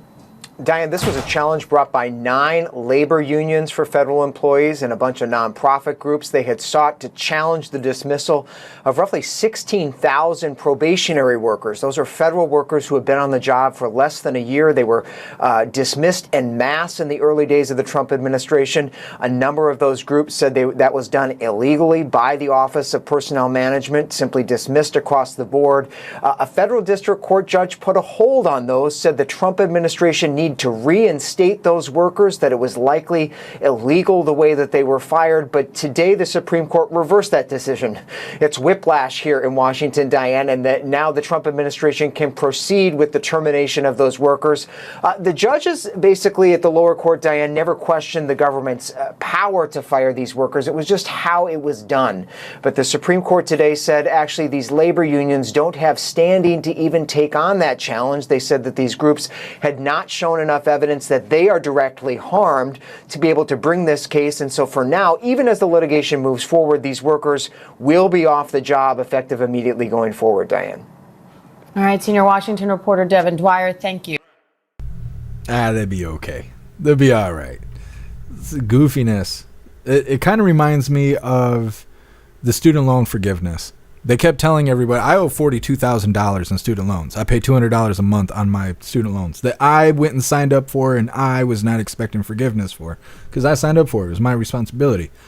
But for 4 years, they kept telling everyone, don't pay on your student loans. Don't do that because it might get forgiven. And the court kept knocking it down. And they're like, well, still, just hang around a little bit and just, don't do anything with it. Just allow the government to take care of your problems. And that's how this was. These federal workers got canned because they weren't worth shit, and we are overstaffed in almost every department, it seems like. At least that's what Doge is kind of telling us. So they can these workers, and then the government turns around and goes, no. You're technically not unemployed yet. We're going to fight for you to go back, even though the department you used to work for doesn't even exist anymore. And then after like 3 weeks of dicking them around, sorry, you're actually out of a job. They could have been looking for employment this whole time, but instead they drug it all out, trying to whisper sweet nothing in these federal workers' ears just to turn around and go, nah, you really are unemployed. Sorry for screwing you around. Next up, we got another follow-up video titled Supreme Court Backs President Trump's Alien Enemies Act to Deport Suspected Venezuelan Gang Members. Well, let's just hop right into this because it's kind of the same thing, right? We've been waiting for somebody to do something about these damn district judges standing in the way of what President Trump is trying to do, this Trump agenda here. So let's go ahead and play this video and we'll hop in the chat. Once again, this is Supreme Court backs President Trump's Alien Enemies Act to deport suspected Venezuelan gang members. The Supreme Court has cleared the way for the Trump administration to resume deporting suspected Venezuelan gang members under the rarely used 1798 Alien Enemies Act. In a 5-4 ruling Monday, the court lifted a lower court order that had blocked the deportations, saying the administration was likely to succeed on the merits in its case. The majority also ruled that detainees must be given notice in a timely manner and have an opportunity to challenge their removal in the proper court. The decision overrules a temporary restraining order filed by a D.C. judge last month, which had halted the first use of the act since World War II. President Trump invoked the law to target alleged members of Tren de Aragua, a violent Venezuelan gang he calls an invading force. The administration has been sending suspected members to a mega prison in El Salvador.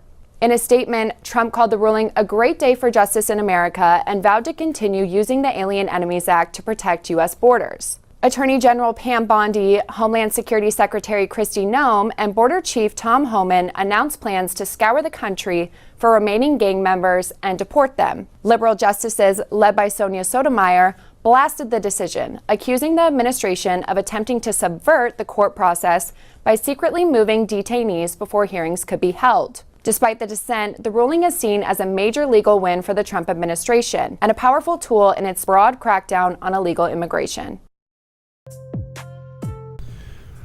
You could tell these news agencies are real butthurt about these decisions when they're using language like suspected gang members. That's like when you see someone on camera murdering someone and then these dumbasses get on here and they go, allegedly. No, it's not allegedly. Like you can't go to jail for allegedly doing something. They have to have evidence that you did something wrong. You can't just be taken to jail for no reason. These people are stupid. They're stupid, and they're trying to tug on the heartstrings of normies that are watching these news clips because, again, they're pushing this agenda that President Trump is just deporting everybody. If he don't like you, you're getting deported. They're still telling people that Americans are being deported. Like this Maryland father. They don't talk about him being here legally or illegally. He's just a poor father from Maryland who was mistaken for an MS-13 gang member. He's now in El Salvador, serving time in Supermax. The news wants you to believe that this is just some individual who was randomly chosen to be shipped out to Supermax as part of this mass deportation, as if it was undeserving. And that's the same language they're using in this, saying suspected gang members. Like, they didn't go to Supermax because they're just suspected gang members. There have been other places we could have sent them. But again, soft news. Either way, next up, Mexico sending us literal shit. It's coming up next, but first we're going to read through the chat, see what you hooligans think about the Supreme Court ruling that President Trump can terminate the 16,000 probationary workers that they were trying to make him rehire, as well as the Supreme Court backing President Trump when it comes to the Alien Enemies Act and getting this mass deportation underway. Alistair, simple. Here illegally, you are not protected by the constitutional law. Get the fuck out. Yeah, Alistair. And the thing is there's actually language in our Constitution that somehow supports these illegals. The way it's worded doesn't necessarily outline that only American citizens have these rights. There's certain words in the Constitution that are somehow protecting these people. And that's why these liberal judges, these activist judges, are making claims that these illegals need to have a right to an attorney, a right to a fair trial, and things that we have as Americans. These judges are claiming the illegals should have that too. And that was the whole reason why we shipped them from Guantanamo back here to Louisiana, so we could give all those people a day in court so a judge could turn around and say, yeah, they need to be deported, and then fly them all back out to Gitmo or Supermax or wherever. It's so stupid. It's so stupid. And I don't know why these people are trying to tug on the... I mean, I guess I know, but it's shitty. That's what I'm trying to say. It's shitty that these Democrats are spinning the news. They're having these blue news go out here and tell the normies, oh, these poor individuals were just here, outrunning a bad country, or they were here legally under the CBP One app, or they're asylum seekers, or they're gotaways, or they're what's the new word? They're not casualties, collaterals. They're collaterals. And so they're using all this language to try and get normies on board with this agenda that we really need to keep 25 million illegals in the country. They don't provide reason for that. They're just like, no, it's really mean if we deport them, which is nonsense. We already know that they've affected the electoral vote because there were 25 million illegals are here in the country during census last year, so that screwed up our electoral votes, although we don't know that yet because it hasn't been presented to us, but one thing leads to the other. Same thing as we know that they are around for voting. Nobody's going to vote for blue team right now. They keep showing their ass to everybody, but the illegals, well, they got in under the blue team, so chances are that that's going to be the blue vote there. But it's a big psyop happening around us trying to tell us these 25 million illegals here that are raping, killing, kidnapping, that it's all good for us. It's good for us to have these illegals here. Stupid. Anyways, reading through, and like I said, next up we got Mexico sending us shit. That's literally what the title says. They're sending the raw sewage here by just dumping it in a river, I believe it is. Getting it done, 10 man. Heck yeah. Earning a beer, it looks like.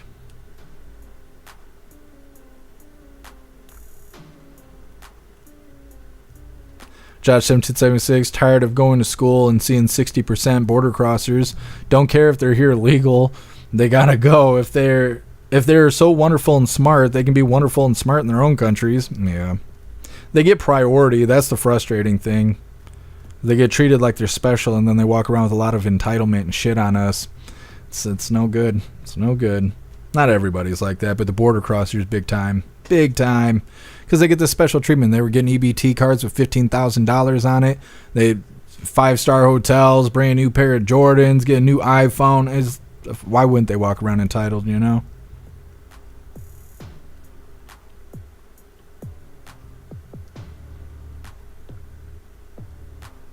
Alistair, yeah, we got to follow up on that video. The clerical error that they keep bringing up. Yeah.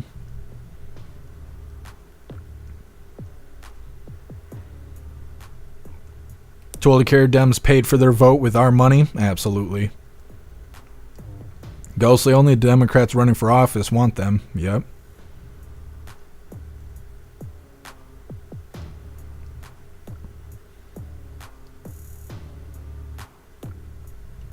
Sub-Zero, happy freedom to you. If I can get you all ready.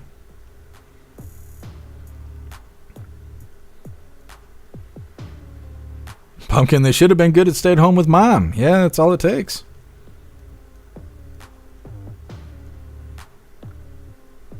Stoner, poor government. Yeah.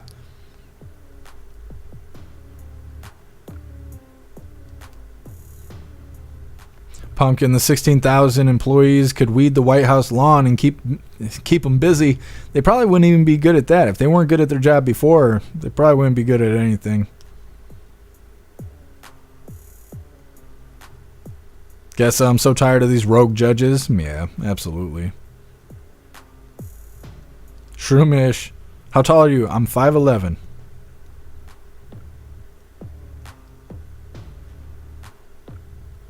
What's up, Bill Clay? Happy freedom to you.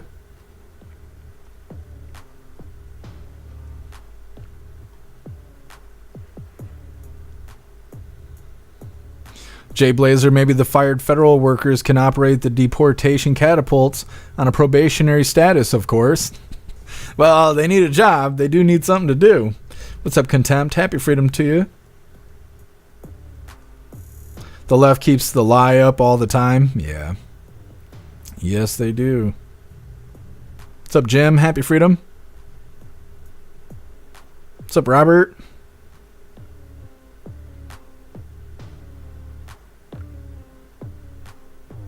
Hooligans Island free Russell Brand. Did they arrest Russell Brand? It's weird that his story isn't in the news. I keep forgetting that he's being accused of like rape and sexual assault or something like that. I never see it in the news. I need to... Let me pull up a tab so I can actually look into it. Because I keep forgetting until we go live. And while I'm live, there's no time to be doing research.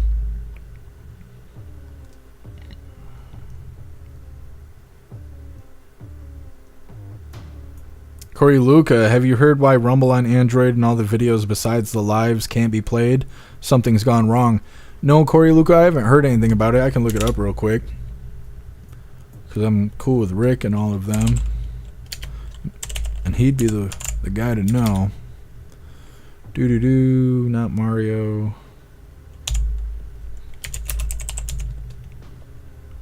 Oh, yeah, I forgot.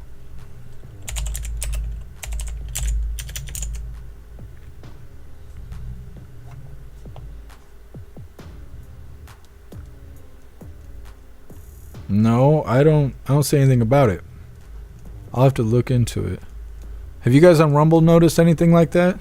Maybe there was just an update.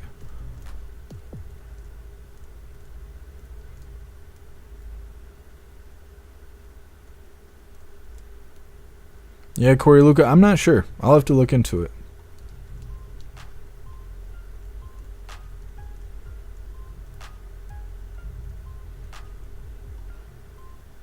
All right, hooligans, we're going to get into this next one. Like I said, Mexico is sending us literal shit. Now, I think this is Laura. Yeah, it's Laura Ingram.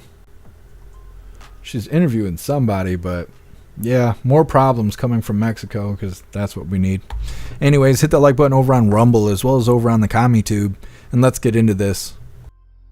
Under Biden, countless drugs and thugs crossed our border from Mexico, and now they're sending us literal human waste. The stench is beyond belief. And this right now is just a sewage-infested landfill right along our border. They're just flushing their toilets into our country. And here, this is the evidence of it. People don't realize how bad this is. We're the environmentalists. Like, the truth is, Mexico's been dumping toxic waste, sewage, into the Tijuana River for decades, which then spills downstream into the United States. But now, he warns, we're about to get hit with even more. Jim Desmond, just saw him, joins me now. Jim, great to see you. How much more sewage is coming? Well, every day we get like 25,000 gallons of sewage coming across the border, but now they're potentially going to be diverting another couple 100 million gallons for infrastructure improvements or construction improvements on their side. But unfortunately, that means we are going to be getting more of it being pushed across the border into the U.S. and polluting our waters. Now, people think of Southern California. During the break, you and I were talking about my old days in La Jolla and, Del Mar, all these places. So those beaches at some point are going to close. Some of them are already closed. Yes. We have Coronado, where the Navy SEALs train. Are they able to swim? Well, not. They have not been able to. And we have Imperial Beach, which is the southernmost city in San Diego County. The beach has been closed there for over 3 years.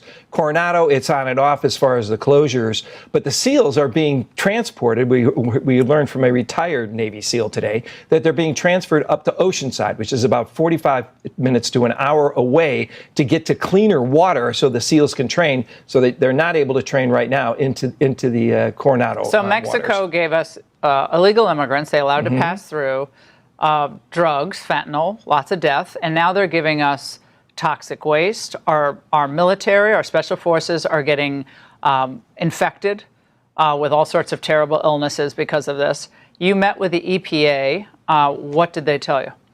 Well, it was very encouraging. The EPA, they recognize the problem. They see what's happening here, and they say they're going to hopefully be doing something soon. We were able to meet with the administrator, Lee Zeldin, but we met with the number 2 person there. This is an outrage. I mean, where are the environmentalists? Are they helping you? You're a Republican supervisor. But is there a big outpouring, to keep the analogy going, of support your way? Well, there absolutely is, and which is good to hear. So both sides are fighting this thing. But the environmentalists don't want to mess up the estuary that this sewage is going through right now. And so Why don't they swim in it then? Why don't they swim in the area? I mean, Imperial Beach is a beautiful, beautiful place, but I'm telling you, this is a problem that goes up the California coastline. It's insane. I have to do something about it. Jim, thank you for bringing this to our attention. It's great to see you. You're welcome. Thanks for bringing it about. Hey, Sean Hannity. Okay. Mexico sending us their sewage after 4 years of sending us a bunch of terrible people, 25 million illegals coming to the country illegally through Mexico. Now we have all their shit, 25,000 gallons of waste every day coming into, I think they said San Diego or something like that. It's coming into the U.S. Obviously, this isn't a good thing. I wonder if President Trump knows about this. I think we need another 100% tariffs on Mexico till they clean their diarrhea up off our property.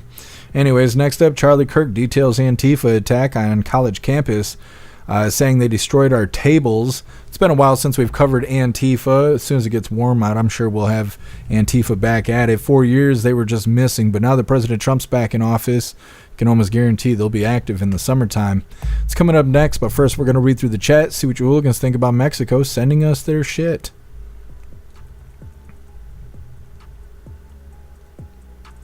Guess this will become a real shitstorm. Yeah, I wonder who they're going to send to go deal with this. Like, who's the proper guy to tell this to, you know? Who's President Trump going to send to be like, go negotiate the shit problem we have with Mexico? Yeah, here, Juicer, that's crazy. Definitely send me those links so I can check all of that out. 110%, yep. Pumpkin, Mexico's never been our friend. I know, they're always doing bad stuff to us. Pumpkin, California should get illegals busy cleaning that up. That's a good reason for tariffs on Mexico. Yeah, absolutely. Bill Clay, Mexico's dumping liberals in the U.S.? More or less.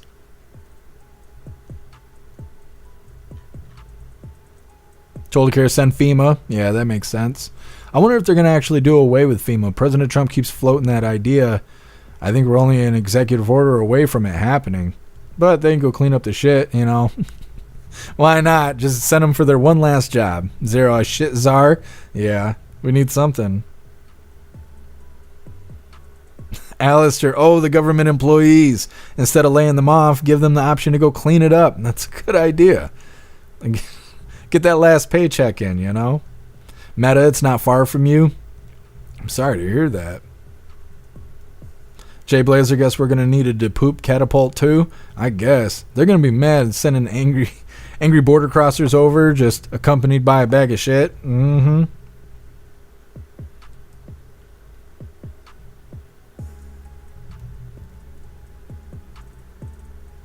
Devin, avoid Mexican slushies. Yeah.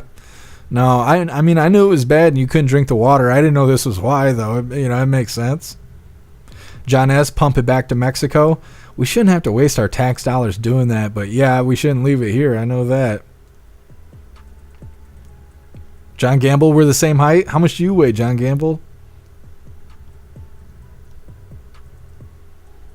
I'm at 235 right now. Not exactly close to 300, but it feels close because I don't know where this extra 35 pounds came from. Maybe I'm pregnant. No, I'm just kidding in case there's Democrats watching. Boys can't get pregnant. Russell, damn, my computer's going wild. It's pulling its tits out, Russell? Get the camera.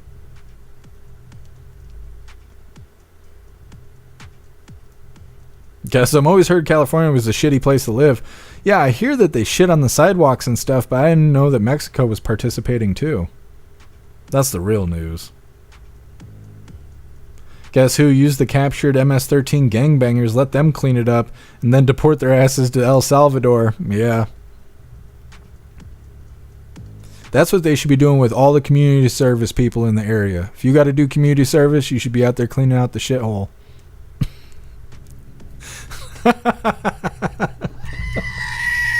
It's terrible. It is terrible.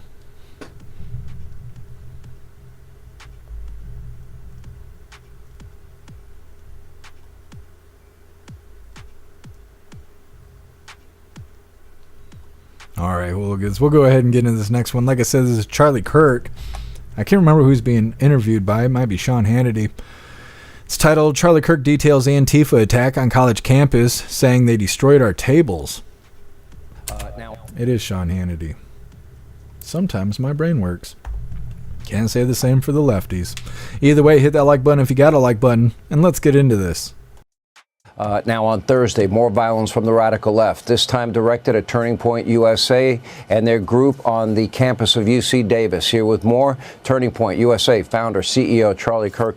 It's interesting, we were texting, about a week ago, and I kept saying, you know, it takes a lot of courage for you and your group and these young kids to be setting up in these hostile environments on college campuses. And, you know, lo and behold, it's not the first time it's happened, but we'll show the video as you're speaking. Tell us everything that went on. Yeah, it's shocking stuff. And it's a pattern now. We're seeing this happening on more and more campuses. So at the University of California, Davis, our brave Turning Point USA chapter was set to host Brandon Tatum as a Prove Me Wrong event. Goes up, sets a table. Anyone can go and have free speech and dialogue if they disagree. Antifa showed up, full masked, black outfits. They came in, took our gear, destroyed our tables, basically made the students had to flee, and the police did nothing to intervene. Nothing whatsoever. Our courageous students had such resolve and fortitude that after this incident happened, they regathered and tried to do the event still about an hour later, but it wasn't the same, of course. This is after one of our Turning Point USA students at University of Texas, Dallas, had a bike lock thrown at her and actually had to be hospitalized for this treatment. Sean, we are seeing a disturbing pattern from the radical left, and we have data to now support it. According to the National Contagion Research Institute, 48% of left of center respondents say that it's justified to murder Elon Musk. 53% say that it would be justified to murder President Donald Trump. There are ballot measures in California that are being measured by far left activists that are being named, I should say, after Luigi Maggioni. We have to take a step back here and ask our question, what's really going on here? There's a deeper thing than just political disagreement. If you are on the front lines like our Turning Point USA students, you are potentially putting your safety, your well-being, and God forbid, your life in jeopardy for simply being a conservative on a college campus. All right, so in this case, nobody was arrested. The idiot chancellor at UC Davis was only, quote, disappointed and embarrassed. You've got all this videotape evidence. We can identify, I'm sure you'd be able to hire a private eye, somebody, to identify who these people are. There are some of them without masks on that are getting violent. Why not identify them? Why not find out who they are? And why not file charges against them? Well, two thoughts. Number one, if Gavin Newsom really wants to make good on his moderate appeal after I sat down with him on a podcast, hey, Governor Newsom, how about you step up and do something about the fact that conservative students are being targeted at one of your state-funded universities? Oh, I have, and I'm waiting to hear back. Governor, are you going to do something about this? Don't hold your breath. It's an open request now in front of millions of people. I know, but hey, now it's time for action, not just him saying that he wants to try to hear from the other side. And secondly, I'm more hopeful and optimistic, though, that the Department of Education, Linda McMahon, is now going to put federal funding in jeopardy from UC Davis. The chancellor says, well, we're going to do an investigation. There's no investigation. We need arrests, and we need the public identities of these people that think that you can go wear black bloc. Yes, exactly. Exactly. This has no place on American college campuses. Exactly. It has no place at all. Listen, I give a lot of credit to you, those people that are part of your group. They're now literally putting their lives in jeopardy. Hey, Gavin, pick up your phone and text Charlie and tell him you're going to do a full investigation and you're going to find the people responsible and make sure they get held accountable according to your so stiff laws in California. Let's see what he does. My guess is next time you're on, he won't have contacted you back. Charlie Kirk, appreciate it. Hey, Sean Hannity. All right. Now, I'm sure they're not going to do anything about this. Every single day we talk about how there's a lack of accountability across the nation.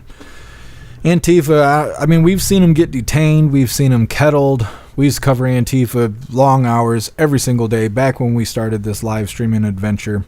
I mean, it was almost 24 hours a day we were covering Antifa. You never see them get picked up. You never see them go to jail. Like I said, you'd see them detained. You'd see them get kettled. They would have them stand in front of a police vehicle. They'd take a picture of their face, a lot of times with their masks on and shit. They'd write down whatever name that individual gave them. A lot of times they were all using the same name. They would scream out their identity if they were arrested to try and get liberal attorneys to go and fight for them on their behalf to get them freed from jail. A lot of them who were detained or did get charges have turned around and won lawsuits. We've heard of all kinds of members of Antifa winning $40, $50, $60, $70, $80,000 from suing the city or suing the state because they were arrested while participating in terrorist activity under the guise of peaceful protesting. And somehow they're winning these lawsuits. And after that happens, that's even more incentive for the police to not arrest these people because it's costing the city and the state money, which doesn't make any sense. If we had accountability, people wouldn't walk around acting like assholes like that. They'd be too worried about the consequences. But if you live in an area where there's no consequences, you're just a victim. You're either a criminal or you're a victim, and there's nothing else because there's no accountability in the area. This is a real problem. Thankfully, nobody was hurt in that event. But like I said, we're walking upon a new spicy summer, and it's looking like that's the way it's going to be. We got Mahmud Khalil, we got all the pro-Hamas protesters. Now Antifa is attacking Turning Point USA, and it ain't even warm outside yet. So, like I said, if they deport Mahmud Khalil, and we got a story with him coming up, if they do, I really think that's going to be the new George Floyd moment. That we're going to deport Mahmud Khalil. I'm pretty sure his green card status has already been revoked. As soon as he's gone, these lefties are going to hit the streets and they're going to be all mad and bent out of shape over nothing just for a reason to burn shit down all summer. I'm predicting it now. Anyways, next up, we got RFK Jr. seeks to remove fluoride from drinking water. Of course, I think this is a good idea. The problem is he himself cannot force communities to stop the added fluoride from the water. The best he could do is stop the recommendation. So I don't know if he's got to go through CDC or the NIH or what exactly he has to do, but they can only stop the recommendation. They cannot force states and cities to remove or stop adding the fluoride to the water, which I think is bullshit because, in a lot of liberal areas or in blue states, they're going to continue to provide fluoride in the water, which everybody knows it lowers your IQ. It has a bunch of negative effects in it, and so on and so forth. So anyways, that's coming up next. First, we're going to read through the chat, see what you hooligans think about Antifa attacking the Turning Point USA tent.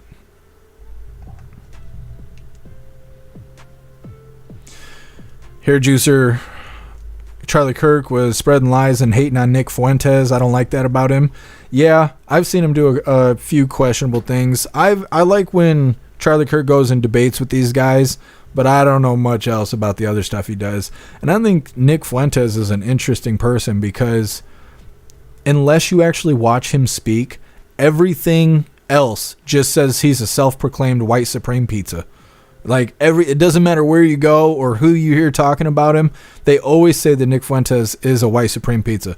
I've seen him live. I think I've seen him live on X, and I've never really heard him say anything he was racist or anything. I haven't watched a whole lot of him, and I'm not saying I'm a fan of him or anything like that.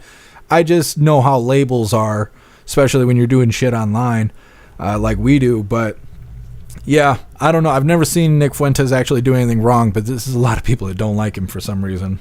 Happy freedom to you, Jay Spray. I've been trying to say that for like 30 minutes. I keep forgetting. Jay Spray, just illegalize fluoride and brush your teeth. Yeah, I mean, they could do that. Alistair, fluoride makes you gay. I don't know if it makes you gay, but it definitely lowers your IQ. Hair juicer fluoride is industrial waste. Yeah. Guess let the Proud Boys fix them. They can fix it. Yep. Of course, Proud Boys get arrested, but Antifa don't. That's what's so stupid about the whole damn thing. Jay Spray, Newsom should have Charlie Kirk on his show. He should. You know what? I think they did interview each other at some point. I don't know if it was on Newsom's show. I want to say they did just interview each other not that long ago. I don't know why Newsom's even got a podcast. I thought he wanted to be a politician. Russell, arrest those assholes. Yeah, absolutely. At very least, it's disorderly conduct. To go out there and cause problems like that is disorderly conduct. To be loud, to be crazy, to behave violently. It could be intimidation. They could get them on assault charges. They could at least get them on jostling. Jostling is like pushing and shoving, where it's not quite assault, but it's on the verge of assault. It's jostling. I mean, there's a lot of charges they could put on Antifa in that situation. Obviously, it's all on camera, but they don't. Nobody does anything about this stuff. And the farther left coast you go, the worse it is.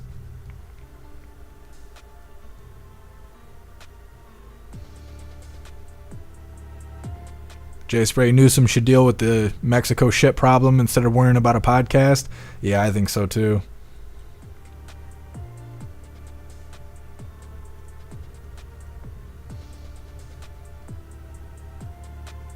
Alistair Newsom had Charlie Kirk on his first show, or one of the first ones. Yeah. Well, you should have him back on. Oh, I see, Snooks. I didn't realize he was a denier. I don't know if I could say that stuff in front of YouTube and Twitch. Their community guidelines are so soft. Guess I'll make wearing a mask in public illegal again. Unless you're ugly, of course. That's a pretty good exception, guess I don't know, because the lefties are all ugly. So would it change anything? You know, if you think about it. I don't know. We might not be able to have the exception in there. We should be able to spot ugly people. Some people got pretty eyes, and they remove that mask, and it's all horse teeth and shit. So, you know, I don't know. I think we should be able to detect ugly people. Pumpkin Newsom won't even clean up the sewage. He won't arrest those thugs. Yeah. Yeah, look at the way he's running California. It's like he can't do anything right. Told to care, play the game, expect some pain. That's right. Everybody wants to act like an asshole until it's time to act like an asshole. That's how it goes. That's how Charlie Kirk was feeling like on Spaceballs. I'm surrounded by assholes. Yep. MC, they most likely weren't even students, just Antifa. Yeah. Well, when the college protest started last school season, and they were really doing the pro-Hamas stuff, and they were creating autonomous zones in the, I can't think of what it's called, on campus. When they were making arrests, when things were going crazy and the students were seizing buildings and stuff like that, they were saying like 61% of arrests were people who didn't even go to school. They weren't even students. They were just randos that were coming to campus to participate in the pro-Hamas protests. They were saying like 61% of the people who were arrested were not students, and 50% of those people were illegals. They weren't even here legally. And so it's, you know, it's like there's other stuff going on, but the news just don't want to talk about it.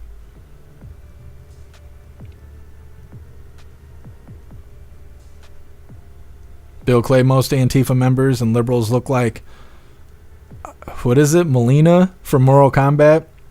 Yeah. They think they're ninjas.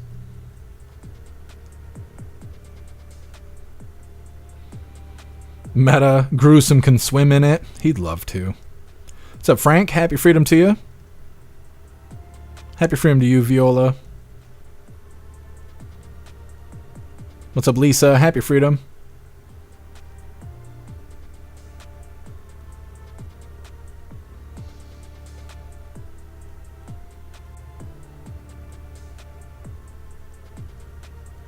Jim, my dog is a Democrat and she's great looking. Well, glad to hear it, Jim.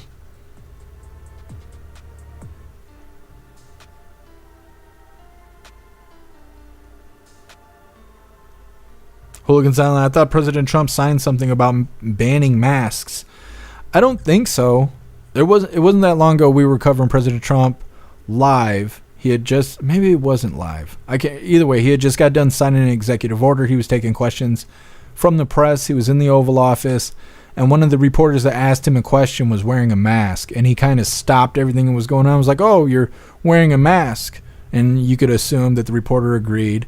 And he was like, "It makes you feel better, right? It just makes you feel better."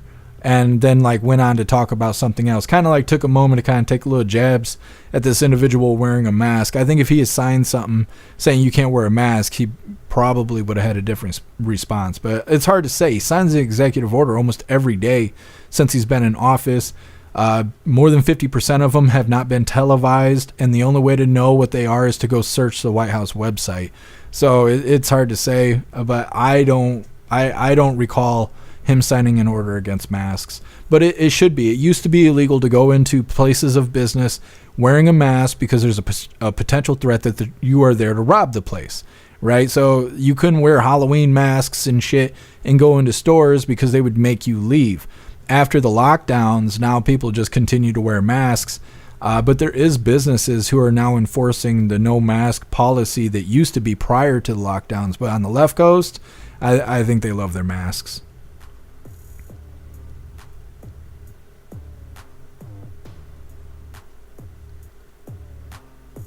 What's up, Rigetti? Happy freedom to you.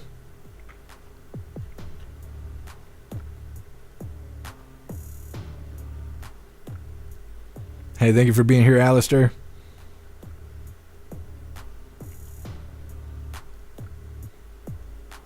Total care, let them keep their masks. Easier to identify. Yeah, I don't talk to people wearing masks. Lisa, how dare you? What did I do now? I should make like rage bait content. I'm pissing people off all the damn time. I never try to, but I just naturally have a gift to upset people. I just don't know how to make rage bait content. I don't know. I'll work on it. Like I said, this next video is RFK Jr. seeks to remove fluoride from drinking water. I think this is a good idea. I wish they'd get the hell out of the way and let the good times roll. They're always standing in the way of what President Trump's doing, and now, of course, they're going to try and stand in the way of this. Either way, hit that like button if you got one, and let's get into this. I'm Health and Human.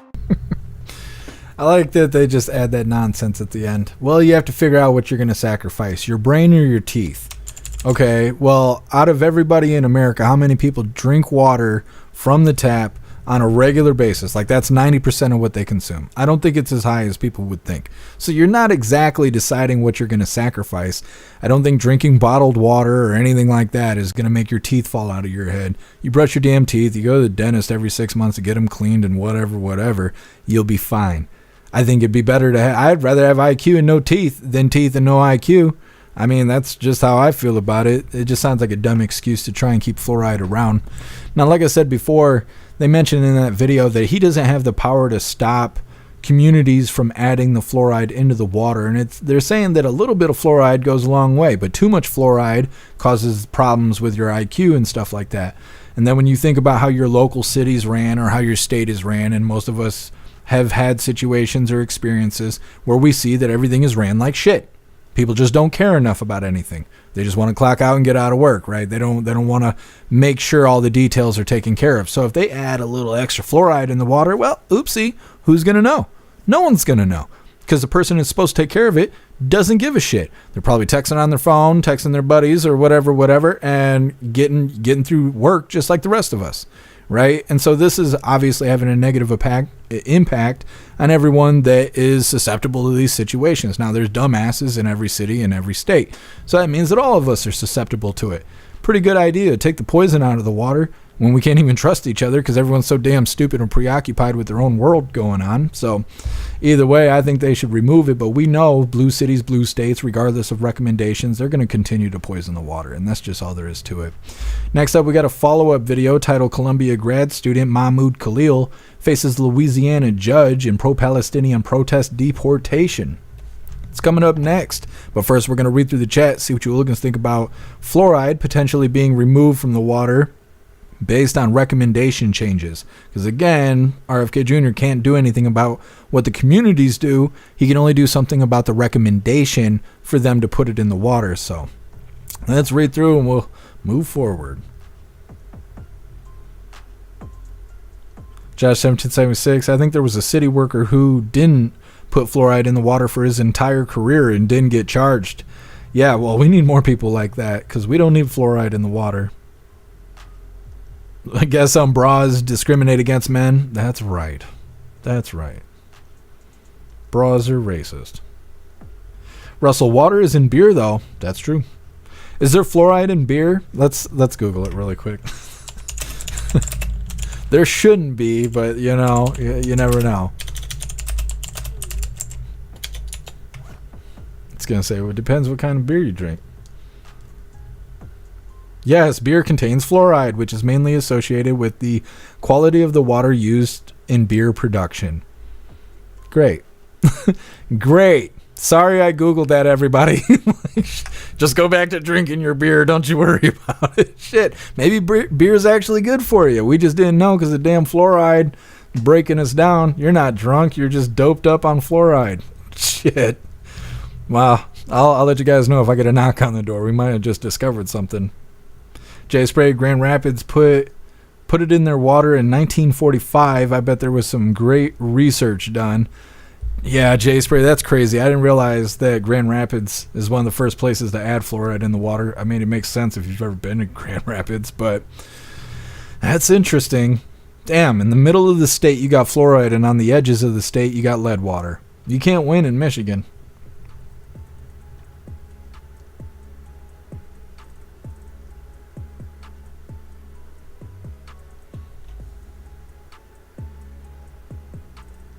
Josh 1776, it was probably just Dow dumping waste, claiming it was for your health. Yeah. Hair juicer, that's why my teeth are healthy. Thanks, Bush. Yeah, exactly. Done. I don't know if it was mentioned, but they add fluoride to infant water. What teeth are being protected there? Yeah, that's a good point, Dutton. Yeah, and that's where it hurts us the most, is when you have young children ingesting these poisons and stuff while they're still developing. That's who it hurts the most. MU, you can buy fluoride-free toothpaste and mouthwash. I didn't realize you could buy mouthwash that was fluoride-free. For some reason, I didn't realize it had fluoride in it. It makes sense. Yeah, I know a lot of people. There's a lot of people around here that just brush their teeth with baking soda because they don't trust anything. There's a lot of ultra-Christian conspiracy theorists where I live. There's a lot, and there's a lot.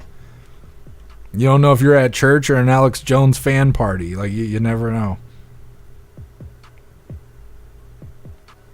Total care better than people that buy bottled water. Follow the money. Yeah.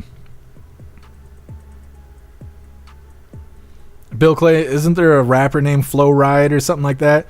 Fluoride is Florida. It's Florida, but it's FLO and then a dash. Fluoride, and that's because Fluoride is from Florida. I don't even think he's a rapper anymore. He was popular like 15 years ago, but yeah, you're onto it. Shroomish, they want to dumb down the masses? Absolutely. That's why fluoride's everywhere. If it was good for us, they wouldn't be giving it away for free. You'd have to pay extra for your fluoride water. You know, just like toothpaste. Why does toothpaste cost $11? It shouldn't, but it does. That's how it goes, you know.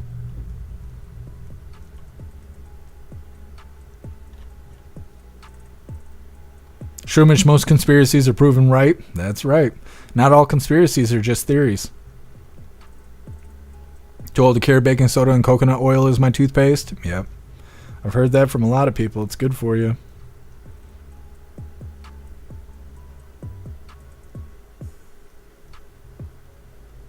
J-Spray, I have a well. I'm starting brewing and I'm going to call it Higher IQ. It's good stuff, J-Spray. You just got to make sure you got mineral rights.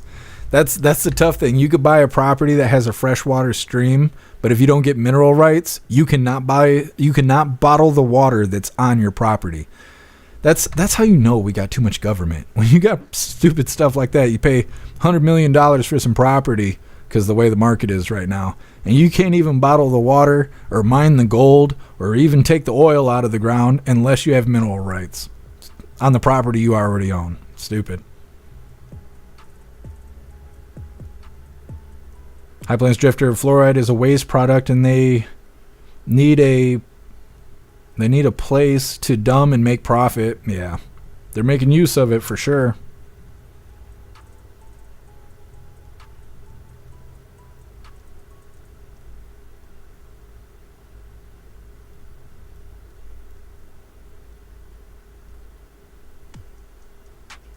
Viola, the chat's broken over on Kick? Weird. I wonder what's causing that. What's up, Afro Man? Happy freedom to you. Thank you so much for continuing the membership program for 12 months over on Twitch. You're officially a hooligan. Nah, I appreciate you. Thank you so much, Afro Man. Guess who? So maybe Alex Jones was right about the water and the frogs. I think you're onto something. They're turning the freaking frogs gay. Alex Jones cracks me up. Guess yeah, apple bottom jeans, exactly. What's up, Jeff S? Happy freedom to you. Fluoride is a byproduct of aluminum production. That's very interesting. I did not know that, and I am highly allergic to aluminum, which is stupid. I don't know why God made me like that, but he did. Salty, well water kids get fluoride drops. Yeah. Vinny C, Fluoride had one track. I think he had two, but yeah, he's not very relevant these days. What's up, Kettle? Happy freedom to you. Steve S, every town puts fluoride in the water because the federal mandate. So why do they not have power to unmandate putting it in the water? It's a good question, Steve S.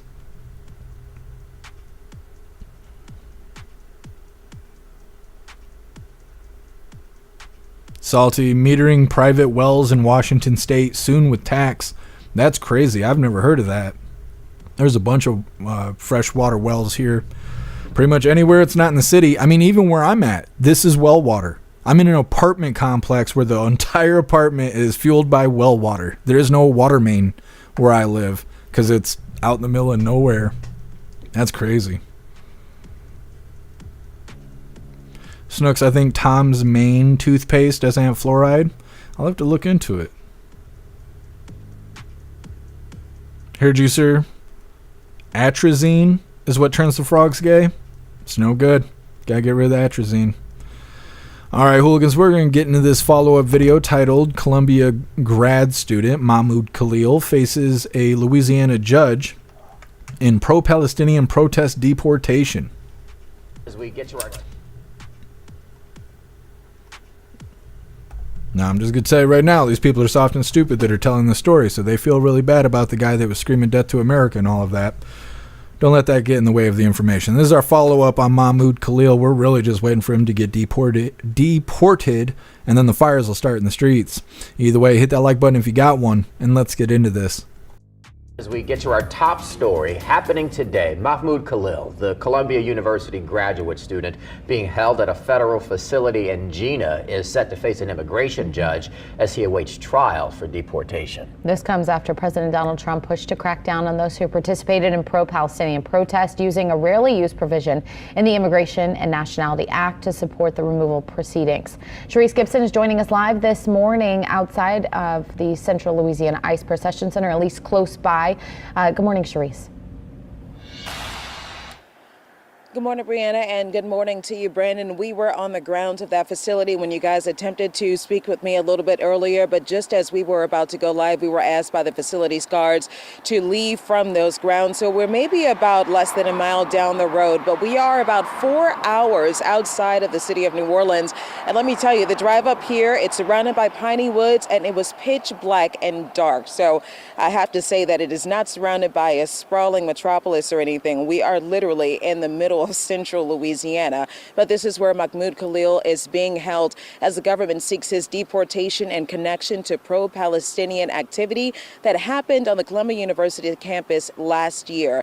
Now, Mahmud Khalil is a legal U.S. resident. He does have a green card. He is married to an American woman, but he was picked up by ICE on March 8th and told that he was picked up in connection to the Immigration and Nationality Act, as you guys mentioned a little bit earlier.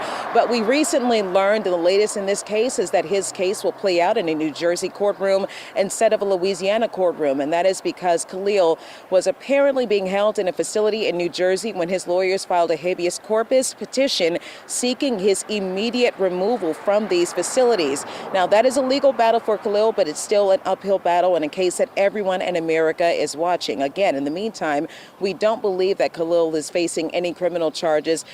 No criminal charges have been listed against Khalil. So right now we are still here waiting to go inside of the courtroom, though that case has been moved to New Jersey. He is still physically in Louisiana, where he is expected to face an immigration judge later today inside of the LaSalle immigration courtroom. In the meantime, Khalil did release a letter, an op-ed, via the Columbia University student newspaper. And in that student newspaper, he called his arrest sort of a way that he was kidnapped. That is what he described it as. And he also had some criticisms, not only for Columbia University's response to his arrest, but to Columbia University's response to the war in Gaza. And he also mentioned a number of other international students within the country who are also currently being held at ICE facilities in Louisiana in connection to pro-Palestinian human rights support. We're going to talk about that a little bit later. Again, we're going to be live all day out here giving you the latest and the next steps in this case for Mahmud Khalil. Live in Jena, Louisiana. Back to you guys. All right, Mahmud Khalil. Going through the motions here, I think it's quite humorous. They say, oh, well, he was kidnapped by ICE. No, you can't sympathize with terrorists and then turn around and say you were kidnapped when you were arrested for sympathizing with terrorists. That's not how it works. It's like murdering someone and be like, oh no, the police kidnapped me for murdering somebody. That's not kidnapping. Like, that is not the same thing at all.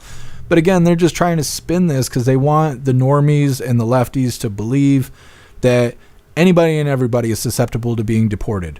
It does not have to be justified. President Trump just has to not like you, and then you are being sent out of the country. And they're pushing this big time. Again, it's all gearing up for summertime when, fire in the streets and the pissing and the moaning and all of that. I mean, all the symptoms are pointing in that direction. I think we're going to be busy this summer. Either way, next up, man, we got so many follow-up videos today. Attorney General Pam Bondi says man mistakenly deported to El Salvador should stay where he is.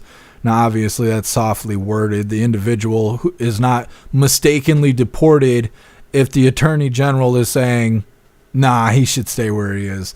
This news, the way they make these titles is very hilarious. Anyways, it's coming up next, but first we're going to read through the chat, see what you hooligans think about Mahmud Khalil and his update, going to speak in front of a Louisiana judge. Guess I'm a light beer, no fluoride? I don't know. It didn't specify when I Googled it.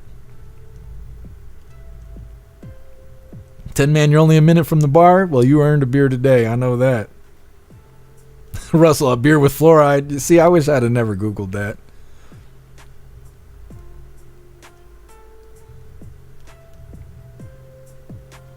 Pumpkin, he needs to go. That's right. If he wants to sympathize with terrorists and tell people death to America and all that crap, pretend to be Hamas himself, let him go. He hates it here so much. Help him out the door. Told to carry he's an antagonist. Yeah, absolutely. Pumpkin, he wasn't kidnapped. That fool was arrested. Yeah. Just twisting that language there. Trying to make it as a big old case of poor me. Ghostly, dirty Jersey setting his ass free, I bet. And I've been wondering that too. Because they're trying to make it so he can go to New Jersey to do his trial and all of that. Even though he's currently facing a Louisiana judge. And we all know that New Jersey isn't doing anything great. So I really wonder how it's going to be when they, expedite him or whatever it is, to transport him to New Jersey to face the rest of his trial and all of that. They probably will set him free.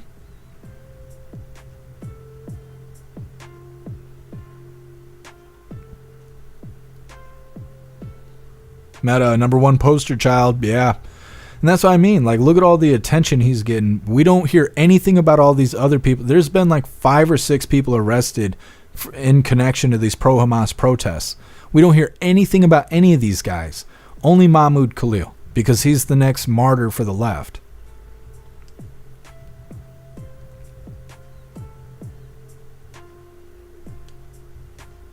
Guess who? He'll be dropping the soap, but won't like the attention from Big Cajun Benny, and his friend New Orleans Big Jim will offer him. Yeah, he's gonna be doing his own little protest inside. What's up, Salty Ginger? Happy freedom to you. A green card is not a legal citizen. That's what you work towards, and if you participate in illegal activities or whatnot, they can immediately strip you of your green card. Exactly, Salty Ginger, yeah. And that's what I'm saying. I'm pretty sure it's already getting revoked. Now, it may not have already gone through the process, but just the fact they got him detained more than 48 hours means that they believe that he has, or they have enough evidence against him to charge him. If they are going to charge him, then, obviously his green card's gone. And so, again, the news being soft, they want to use this language to make it seem like he's the victim when he's hosting these pro-terrorism protests. It'd be real simple if the news just spoke like I do. This individual was arrested for hosting pro-terrorism protests. People would hear that and they'd go, that makes sense. Like, there's no controversy when it comes to being said like that, but they got to use that soft language.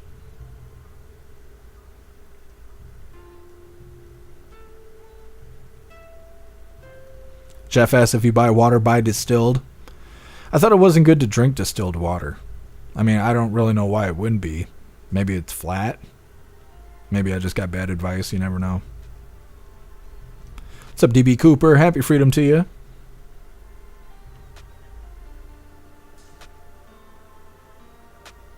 Steve S. hit the send button on Khalil. Yeah, he's ready to go.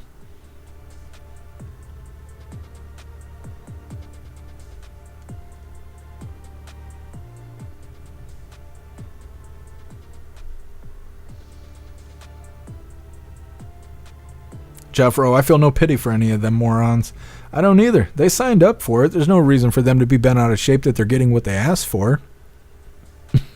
They hate it here. Well, help them out the door. Let's not leave them, let's not make them stay any longer than they have to. I don't know. Either way, like I said, Attorney General Pam Bondi says man mistakenly deported to El Salvador should stay where he is. Now, before we get into this, I want to remind you hooligans really quick that you should go check out the Only Hooligan shop for cool custom hooligan items. Now, this shop and everything in it was created by Alistair. And this is our attempt to get away from third-party services so we can have control over what our merch looks like, the quality of merch, the price of the merch, and our shipping times, because right now we don't have a whole lot of control over that. We will be adding more items to the Only Hooligan shop, but like I said, your contributions help me, they help Alistair, and they help the live continue running, so definitely go check out the Only Hooligan shop. Well, hold up a second, Pam Bondi, I ain't ready yet. All right, hooligans, hit that like button and let's get this rolling.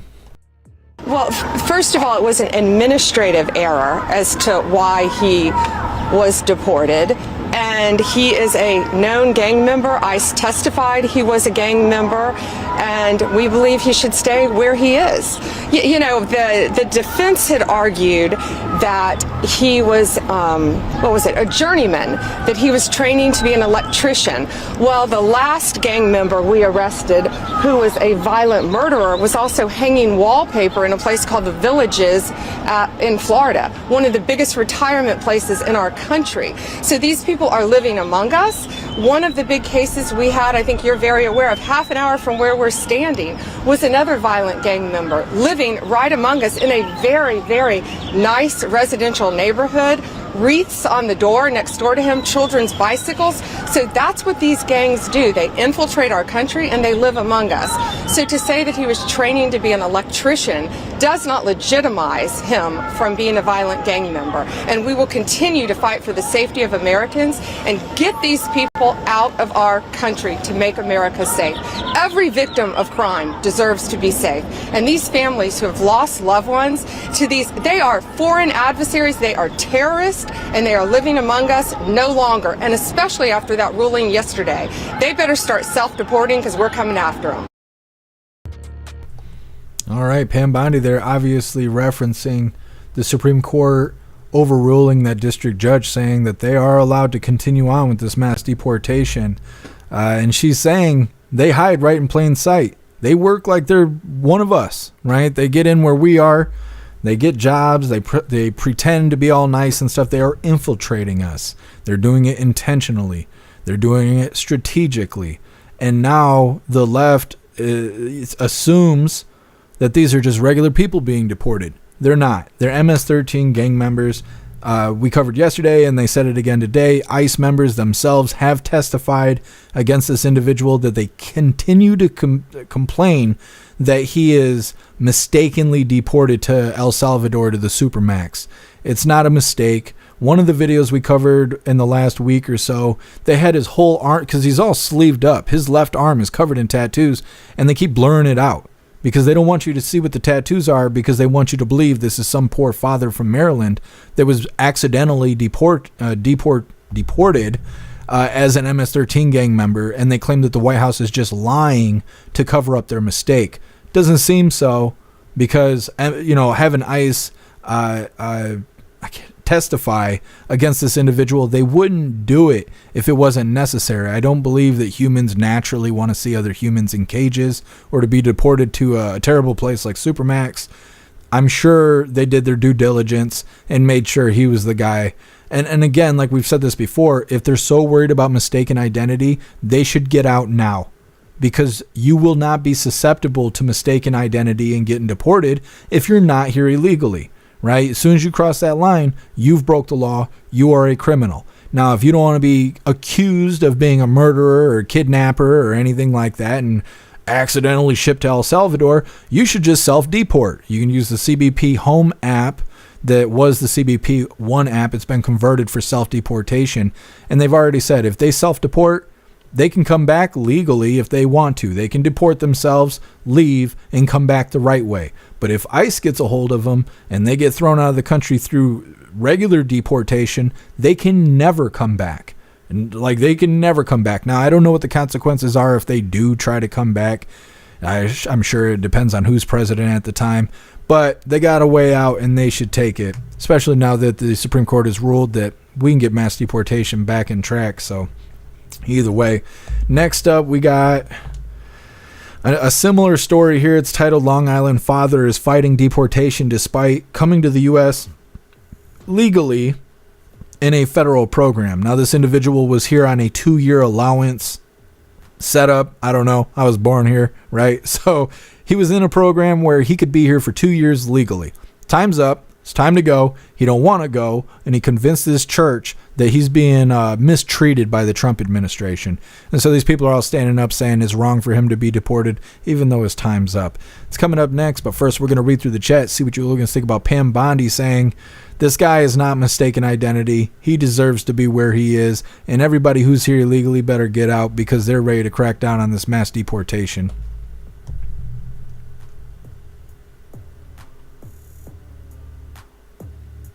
Guess some mass portation. Yeah, I don't know. Stumbling over my words at this point. 10-man distilled water will give you the shits. It's not good. I'm probably not going to be drinking distilled water. Maybe, like, what if you add stuff to it? Like, what if you take distilled water and you add, like, electrolytes to it? Would that fix it? Preserve you from getting the shits?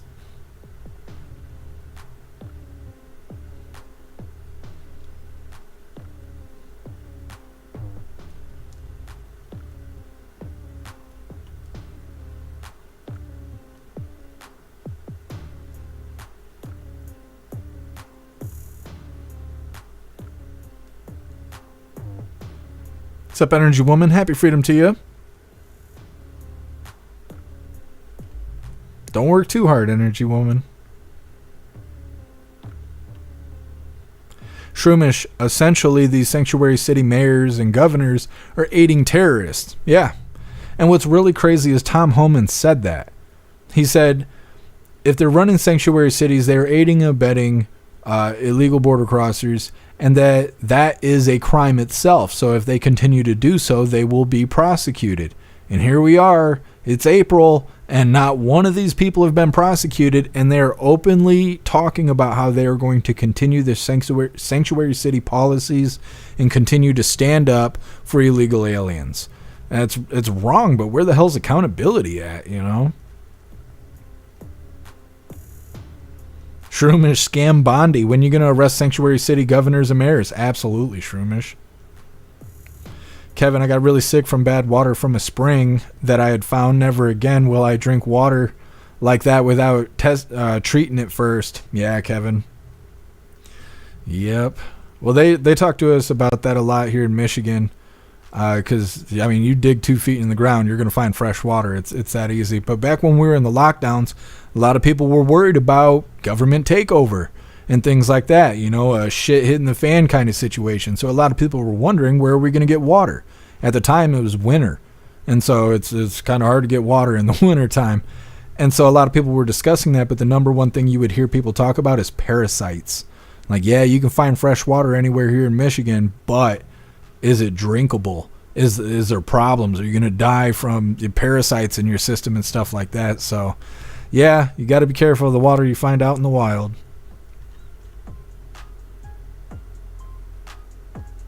Shroomish, they're calling Tom Homan's bluff. Yeah, they are.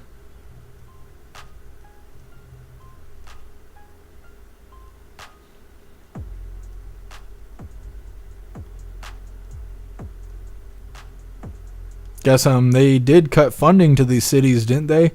I don't know if they did. I know that they were talking about doing it. I'm not sure if they did actually cut the funding. They should. They did cut funding to these colleges. These colleges that are allowing these pro-Hamas protesters to go act a fool out in the front yard. They're losing their funding left and right. Looks pretty good, Russell.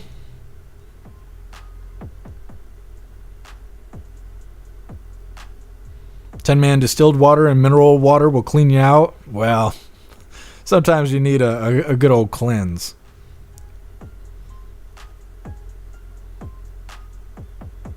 Jeffro, Anna Paulina Luna actually filed papers on all of them at the hearing they had at the DOJ. Yeah, Jeffro, we covered it. APL was saying that she was going to hand all the paperwork over to Kash Patel and Pam Bondi because she pretty much, it wasn't entrapment, but she asked each of those 4 sanctuary city mayors that were there for the hearing before Congress or whoever was there, asked them questions. They answered the questions, and they incriminated themselves by admitting to federal crimes that they had committed. And she had said, like you're saying, APL had said, well, since you want to admit to federal crimes, I'm going to turn all of your paperwork over to the DOJ for all of you to be investigated. Well, where's that at? Because like Mayor Wu went back to her city and spoke in front of everybody and was like, we don't care what they're doing on Capitol Hill. We're here for you, talking about the illegals and stuff like that. So it's almost like that that hearing they had with the sanctuary city mayors was like all for show. I mean, unless we see some sort of follow-up, because, I mean, it sounded good when it was happening until the mayors went back and laughed about the whole situation and then continued to do their sanctuary city policies. So, I mean, we'll see. I have faith in APL and in all those people, but a lot of people say, you know, good things take time, and it's annoying because anytime I fuck up, it takes a whole 10 seconds for the whole police force to show up and arrest me and send me to jail and start interfering with my future. And we're watching people on a mass scale do this, right? These mayors and these governors are affecting a lot of people in a negative way, and they're breaking the law while they're doing it. How long does it take to send people to jail? For me, it takes 10 seconds. For them, what the fuck? You know, like how long do we got to wait for it? So, I don't know. I'm trying to stay hopeful. Shroomish parasites will help you get the weight down. Yeah, no, I don't need any roommates. Nothing like that. I don't want any parasites.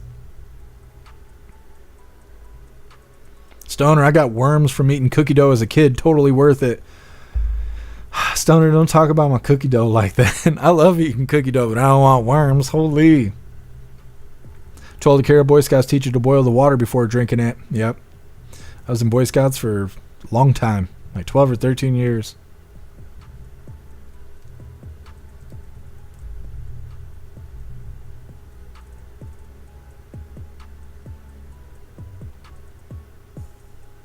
Jeffro, I do wish DOJ could talk to us more, but think most of their work is classified and can't put out before the investigation is over. Yeah, Jeffro, and I mean, that makes sense. It's just, yeah, I'm hungry for action. We've been waiting a long time. We want things to get better quickly. Guess who never drink water from yellow snowballs? Just saying. What do you mean? That ain't lemon flavored? I always thought it was lemon flavored. Steve S., tell it. The law doesn't delay if I act out. Yeah, it's frustrating. Salty, my friend has reverse osmosis and supplies all the cancer patients with clean water weekly. That's badass, Salty. I used to have a reverse osmosis system when I used to have grow rooms and stuff like that. It takes a long time to get water from a reverse osmosis system, but it is clean. It's real clean. So that's badass of your buddy there. Cam, happy freedom to you. Learn to purify water as a must. Absolutely. Cam, the voters in the sanctuary cities have to stand up. They do, and in Chicago, there has been residents that are standing against this because a lot of people in Chicago used to get free shit, right? They'd have soup kitchens. They'd get aid with their rent and things like that, right? They're poverty stricken. They got a lot of programs over there for people who qualify for welfare and stuff. And so they were used to living like that. But then the illegals show up and they start doing the sanctuary city stuff, and all that, those free resources went straight to the illegals. So then the locals were like, hey, we were on board with this until you start giving them all of our free shit. We don't want this anymore. And the board there, the city hall, they're constantly fighting with locals about this whole situation. They did come to a kind of an agreement that they were going to shut down these shelters, and only families would be able to stay in these border crosser shelters, and all the solo individuals, the solo illegals, they're kicked out on the streets, which means there's going to be more crime and bad stuff happening. Plus, they'll probably leave and go to warmer states and stuff like that where they can still get free stuff. It's all bad. It's all bad. They need to do something about these sanctuary cities.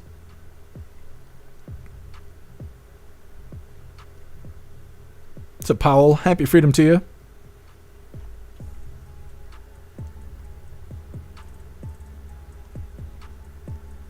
Snooks, I love raw cookie dough and I never got sick.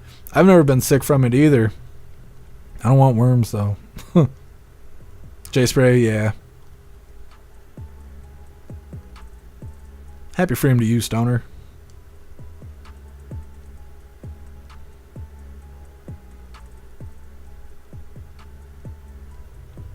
All right, hooligans, we'll get into this next one. Like I said, it's a similar story here. They're trying to say mistaken identity, blah, blah, shouldn't be deported. This is titled, Long Island Father is Fighting Deportation Despite Coming to the U.S. Legally in a Federal Program. Now, again, it's clever wording, but if you listen closely, this individual should not be here. He's got this whole church all on his side claiming, oh, it's a mistake. He shouldn't be kicked out. It's not true. It's too bad. It's too late. He needs to leave. Either way, hit that like button if you got one, and let's get into this. New at 5, a Long Island father is fighting to stay here with his family. The Trump administration is trying to deport the man from Nicaragua, even though he says he and his family immigrated legally to the country. And now his church is rallying behind him. News 4's Greg Sergel has the story from Northport. Father Andrew Garnett knows the power of the pulpit and decided to use it this week to fight the deportation of a Nicaraguan immigrant who's part of Garnett's Northport Church congregation. To send him and his family away is not justice. Garnett posted this social media message on Sunday, the day he learned Yather Salgado had been ordered to leave the United States. I made the decision to come to this country with my family, just looking for safety. Salgado, his wife, and 2 kids arrived in Northport last year as legal immigrants. Yather works at Trinity Episcopal Church and a local supermarket. His daughter attends Northport High School. They're among 500,000 immigrants granted U.S. entry under a federal program allowing them to stay for 2 years. That's why my family and I, felt okay with like we were safe in here. But that safe feeling evaporated last month when the Trump administration moved to end the Biden-era immigration program. Salgado received this letter ordering him to return to Nicaragua by April 24th. It's a beautiful family. And the thing that drove me nuts is, isn't this what we want? We're a nation built on immigrants. Father Garnett's social media post actually generated legal help for the Salgado family.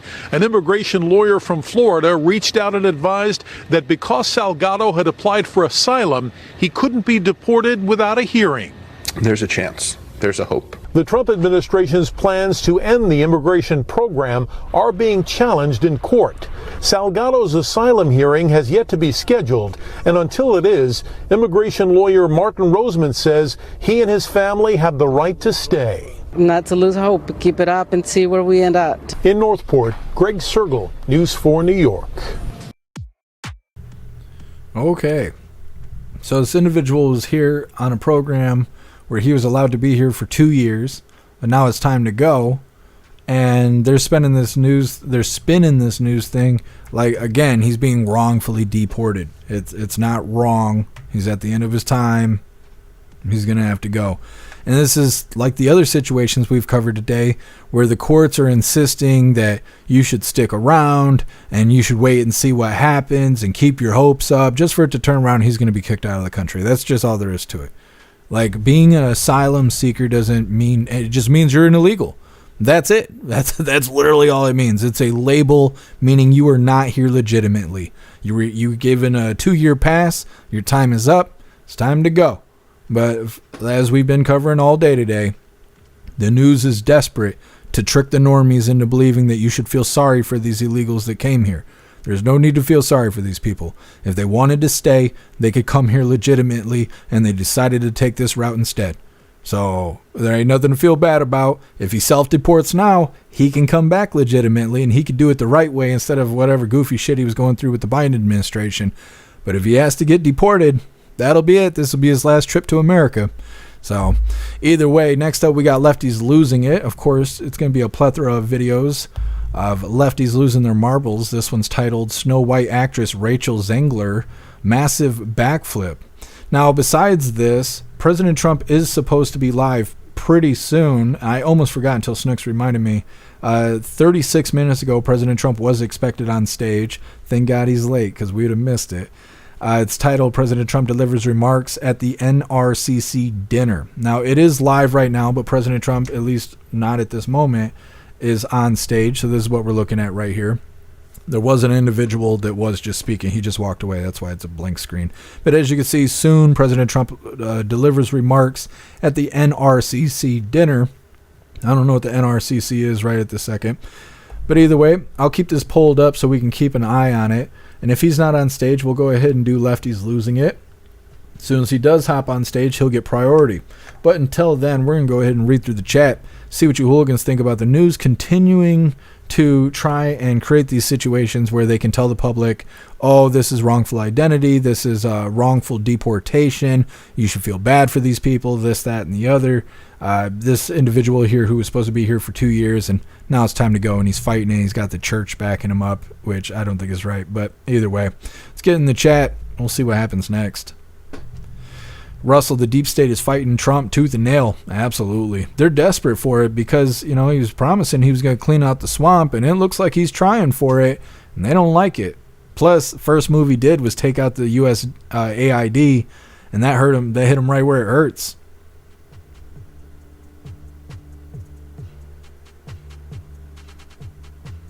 I'll check it out here, Juicer. Thank you for letting me know.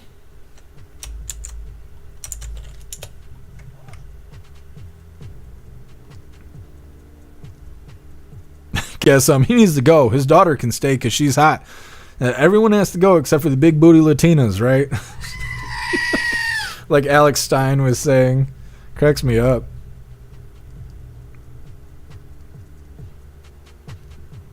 Josh 1776. Oh, he got kicked out a year early. Who cares? Well, and that's the thing. You know, they should have came here legitimately, and they didn't. And you know, this is like we talk about all the time. Don't cut corners. If you're gonna do something, do it right, right? And we've all suffered the consequences of that. It always looks, you know, like the better path. Take the easy way out. Right? Cut some corners here and there. Nobody's looking. And next thing you know, it bites you in the ass. And you're all kinds of sorries, but you weren't sorry when you made those choices. Right? And after you do that enough, unless these consequences kill you, you usually find out cutting corners ain't worth it. Because you got to go back and do it right again. So you might as well have just did it right the first time. And that's what this story is. You know, he tried to come in illegitimate way, some goofy program that was unconstitutional done by the Biden administration. President Trump comes in, he wipes all that shit away. And now this guy's caught in the mix because he thought he'd be able to take a shortcut to get here instead of just coming here legitimately. You know, and you can tell when you see stories of legal migrants who are pissed about the illegals. Back when the invasion first started, we were covering a story about this couple that had come here from somewhere, Czechoslovakia or something like that, and they migrated here legally, and the Biden administration was trying to revoke their legal status to make room for illegals. It's like, that's crazy. And we covered a lot of stories of legal migrants that were pissed about these illegals getting free stuff and walking in the country and get whatever they want after these people had to go through FBI investigation, file this paperwork, give them all kinds of money just to be able to come here legitimately. But now we're on the other side of it. These illegals are being kicked out of the country, and people who came here legally and jumped through the hoops and went through all the troubles of doing it the right way, they get to breathe easy now because they're no longer watching these illegals come in and doing things the wrong way and getting a pat on the back on top of it.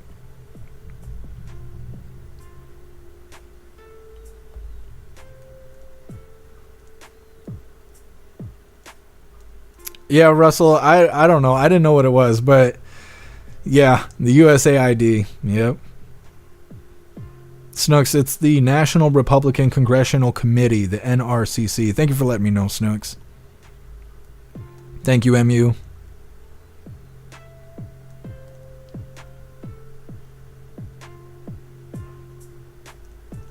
Guess I'm seeking asylum at Alina Haba Haba's house. Well, we'll make sure you get it. Guess what's up, Justin saying? Happy freedom to you. Trapper, I'm enthusiastic. All my life I wanted to see this justice. Yep, absolutely.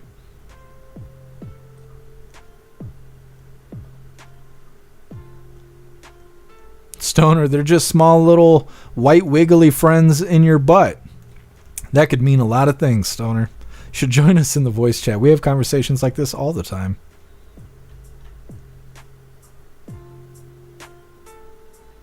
It's a Pag. Happy freedom to you.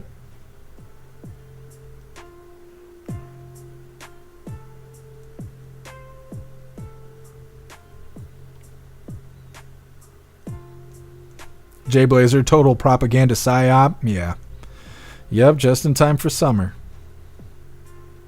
Guess who? These illegal lovers are pathetic. Yeah. They always think they're advocating for something. It's never for actually helping anyone. When you hear these activists get out here and start talking their nonsense, it's always self-preservation. They're never like, yeah, this guy, we're trying to help him, blah. They're like, we're trying to help this guy. We're standing up for these people. They're always propping themselves up. It's never real charity. You know, like this guy who's supposedly a part of this church, and they're standing up for this family of illegals that are about to be deported. It's not really about him helping people. It's about him being able to help people. It's him. He's so great. He's so wonderful. He needs all this attention because, look, he's helping these poor little border crossers. And that's how these activists act. They're a bunch of self-entitled pieces of shit taking advantage of illegals and other situations, minority situations, to prop themselves up. We've been covering this shit for years. You know, and that's the common denominator, is these people are so self-entitled. It's not about their cause. It's about them showing how great they are because they're involved in the nonsense. What's up, Freedom Music? Happy freedom to you.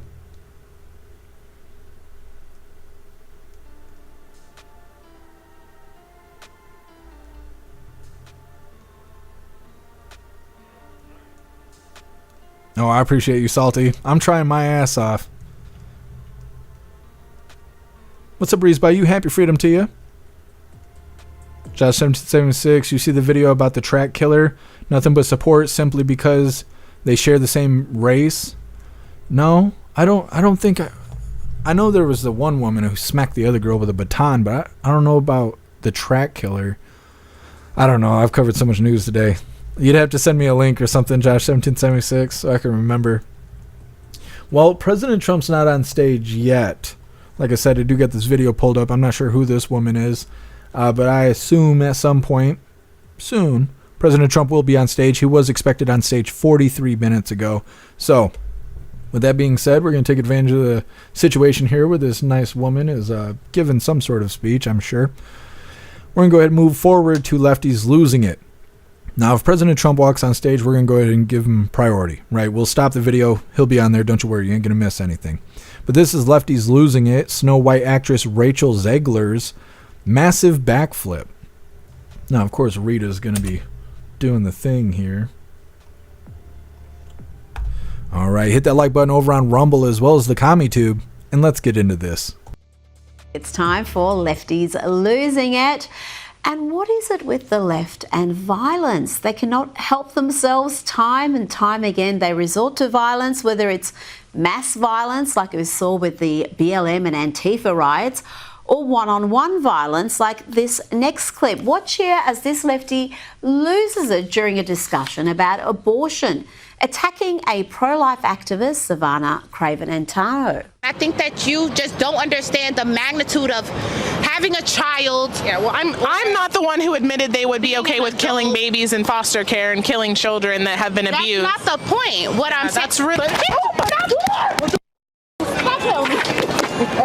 What's wrong with you?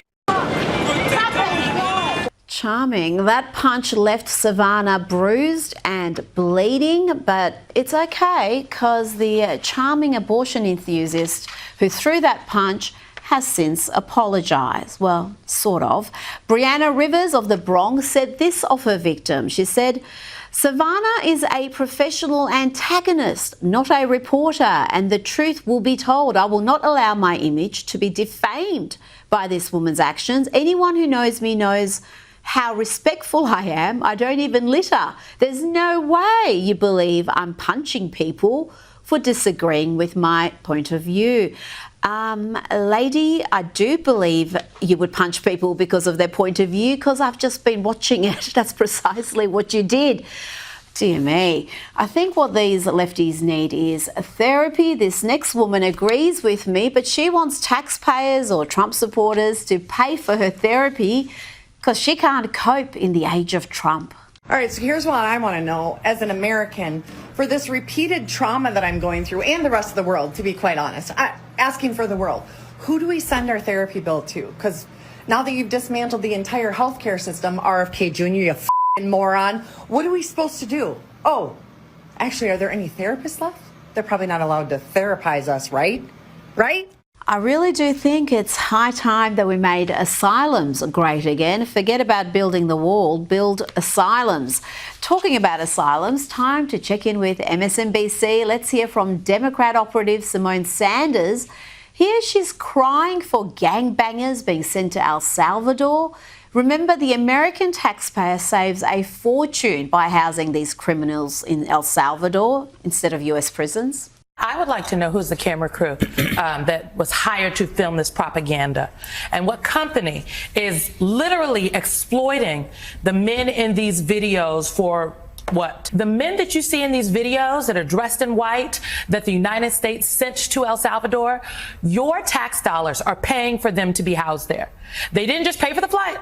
The tax dollars are paying for every single one of these men. Many of them, now innocent people who are not gang members. Innocent people, she says. Yes, the sort of innocent people covered in gang tattoos, cavorting with criminals and in the country illegally. Time for a Scott Jennings special on CNN. This time he schools a Karen. No, really, that's her name. So if we want to just keep question, who's more popular right now, Donald Trump or congressional Democrats? Doesn't matter. Donald Trump happens to be the president, doesn't he? It doesn't. He's sitting at 50-50. You're sitting at 20-80.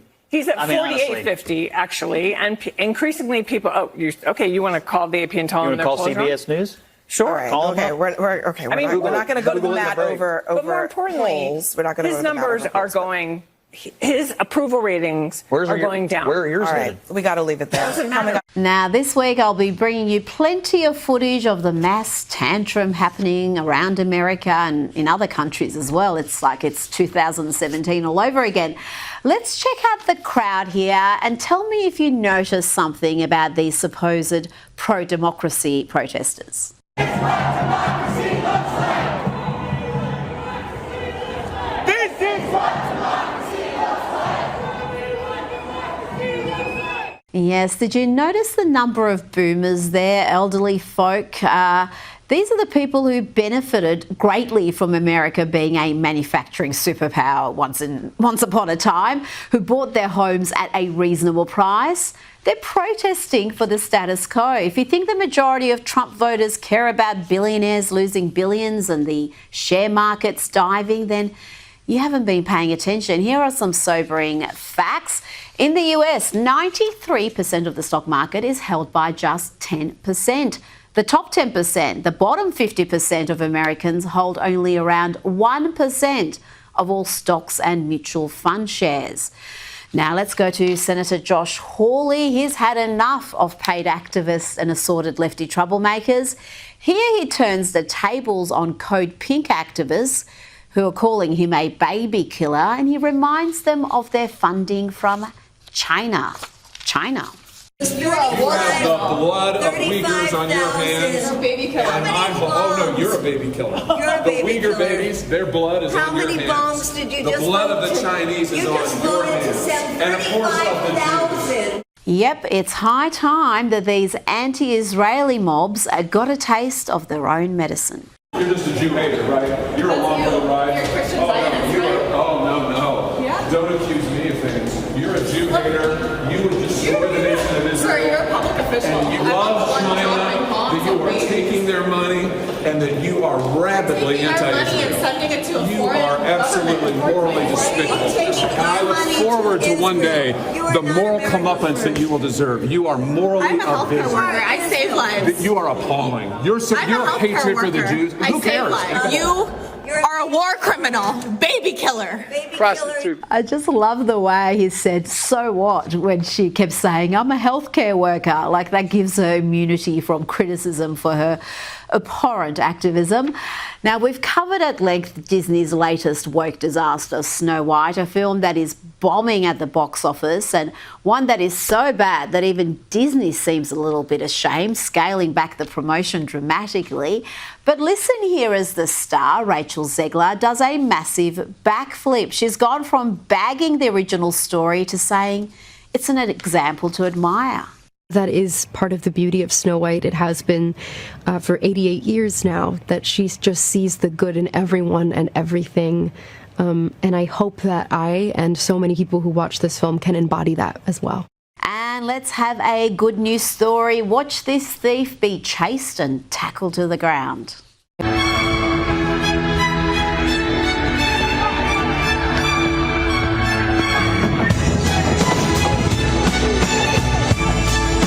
And the humiliation did not end there. Watch Granny put the baddie in a headlock.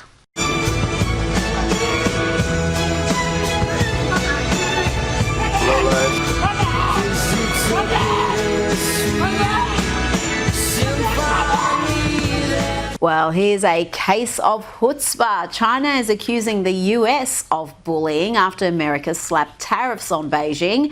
And Donald Trump has made it clear that he will impose additional tariffs on China if they impose retaliatory tariffs. They put a 34% tariff on above what their ridiculous tariffs were already. And I said, if that tariff isn't removed by tomorrow at 12 o'clock, we're putting a 50% tariff on above the tariffs that we put on.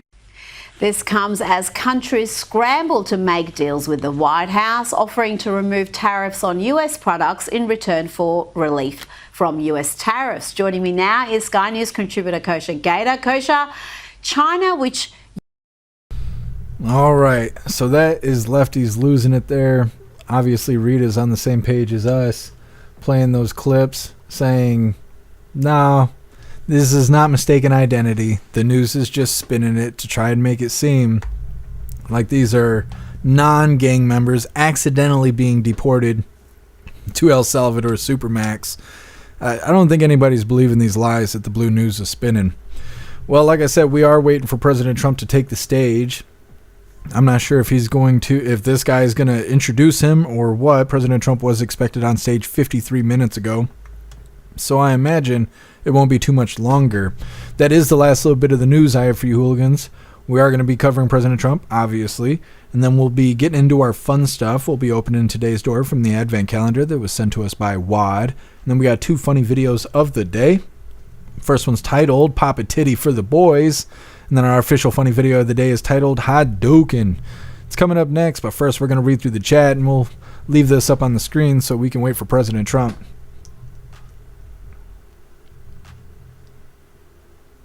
Snooks, yeah, well, lady, you'll never be hired in a movie again. Yeah, I don't know if that woman is coked out, but all the clips I keep seeing of that Snow White movie, she's like shoving her jaw around. She looks all weird. She looks like she's got an underbite or something, but I don't know if she's on drugs or why she's making those faces.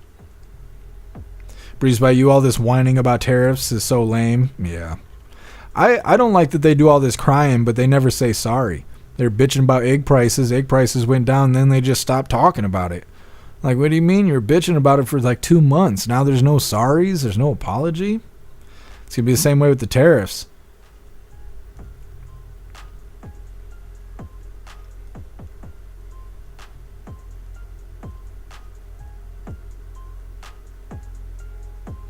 Jay Spray, why do they all look and sound the same? Is this the rise of inbreeding? It might be. Those lefties only like each other. I don't know. They don't reproduce, though, so it's hard to say.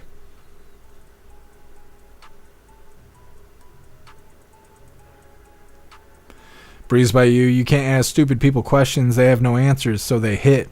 Yep. I like how that woman wanted to try and be the victim. She's like, I'm not going to let somebody else smear my name because they're a professional provoker or whatever she said. Like, no. You were asked the question, then you decide to put your hands on somebody. Like, that's all that happened. Holy. I don't know if you guys heard that, but the neighbor's asking me to go scream at them. Josh 1776, the kid that stabbed the other kid in the heart at the track meet. Been seeing a lot of videos supporting him, saying this isn't Rosa Parks era anymore. That's crazy, Josh 1776. I haven't seen any videos of them supporting the guy that did the stabbing and stuff. I see a lot of people talking about it, but I haven't seen the sympathizer videos. That's interesting. I'll try and find one for tomorrow's live.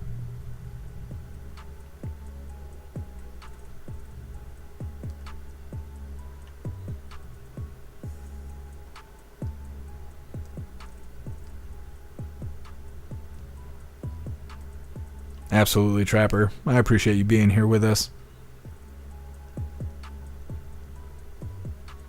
Justin saying you could hear it? Yeah, I don't know what the hell they're doing downstairs.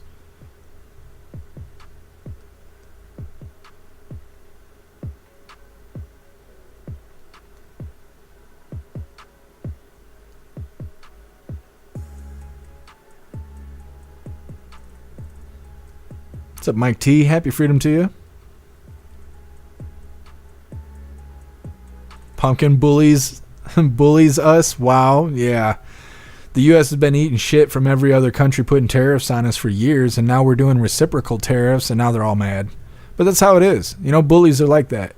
They come and rough you up, but as soon as you start fighting back, now all of a sudden they're all sorries and shit. That's how it goes. Now, hopefully the president's going to be coming out soon. Let's take a gander at what's going on here. Maybe we could tell by the music.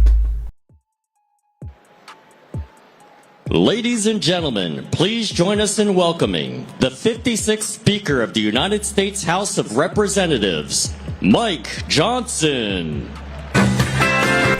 My Johnson. Well, we might as well just hear him speak for a little bit. Why not? Last time we heard him, he said he was going to do something about these district judges.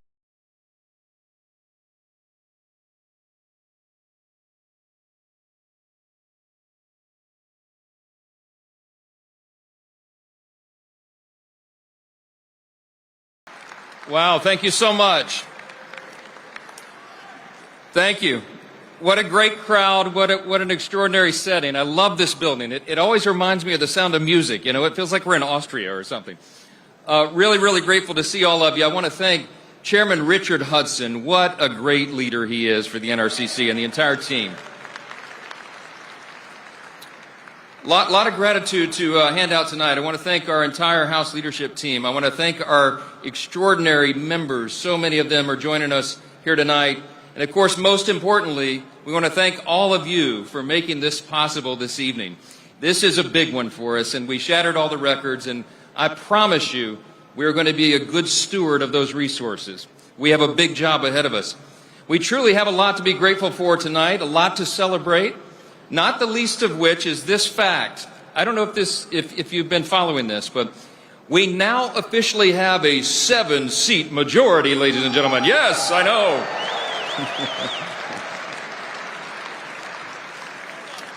Do the math, okay? It means that we can lose 3 votes now and still pass a bill. It's an embarrassment of riches, I tell you. This job is so easy.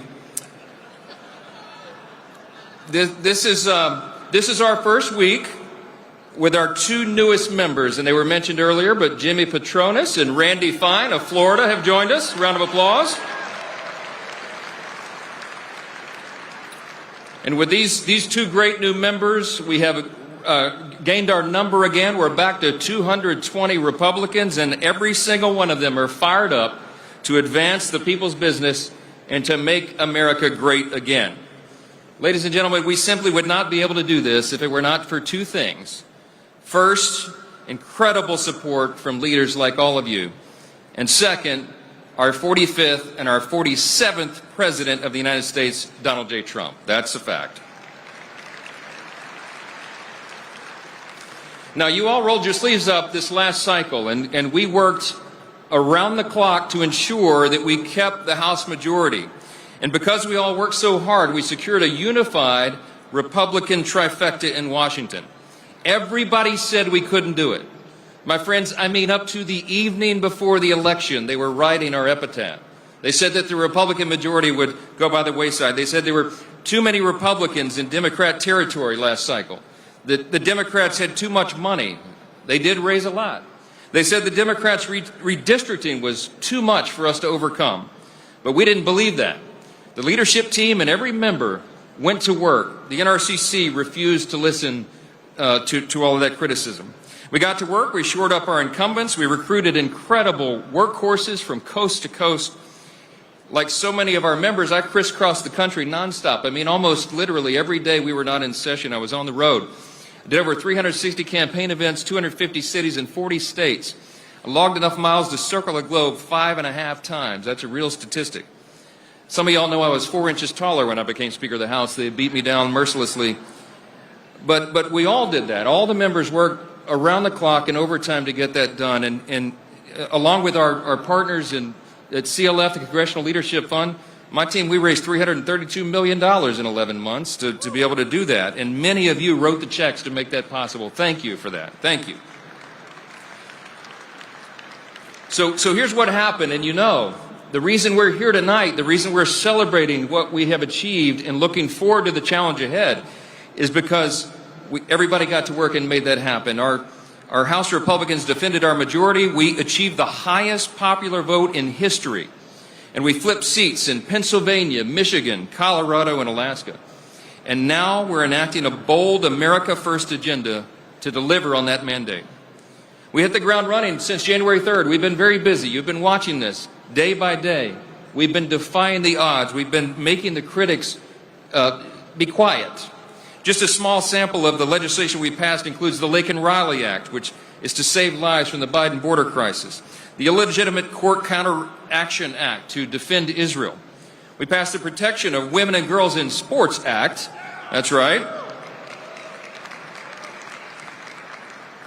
We passed the Violence Against Women by Illegal Aliens Act, the Halt Fentanyl Act, the Protecting American Energy Production Act, and our government funding bill that put the Democrats on record for supporting a government shutdown and actually ignited a civil war, a political civil war in their camp. Through it all, Republicans in Congress have stayed laser focused on advancing common sense, pro-growth policies. And the American people have taken note. Our party right now, my friends, enjoys record high levels of approval. And today, more Americans believe the country's on the right track than at any point in the last 20 years. That's a big thing. In the weeks ahead, we're going to continue to hammer out the budget reconciliation bill, which will be one of the most consequential pieces of legislation that Congress has passed in decades and perhaps in the history of the Congress. Republicans here are committed to delivering President Trump's full America First agenda with that one big, beautiful bill. I'm not going to do it in his voice, okay? We're going to make good on our promises. And what does that mean? We're going to secure the border. We're going to restore America's energy dominance. We're going to dismantle the deep state. We're going to grow our economy and reduce inflation. And we're going to turn America to peace through strength. House Republicans are moving full steam ahead to move the one big, beautiful bill across the finish line and onto the president's desk as quickly as possible. Through all this, we are also implementing our game plan for 2026. And this is what's important to everybody here. What you're investing in tonight is the plan that we're going to take into the field. Our work over just the past months has broken the Democrat Party. While we are at record high approval levels, they are at record lows. They're negative 9% net approval in their own party right now, the Democrats in Congress. Their ideas are radical, their agenda was rejected, and their chances at a majority in 2024 were soundly defeated. Now they have no leader, no message.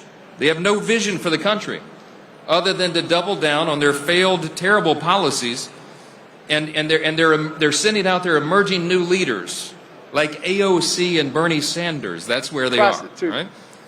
But we know that they will stop at nothing to get back in the majority in 2026. And if they were able to do that, my friends, heaven forbid, the president's agenda would come grinding to a halt after 2 years.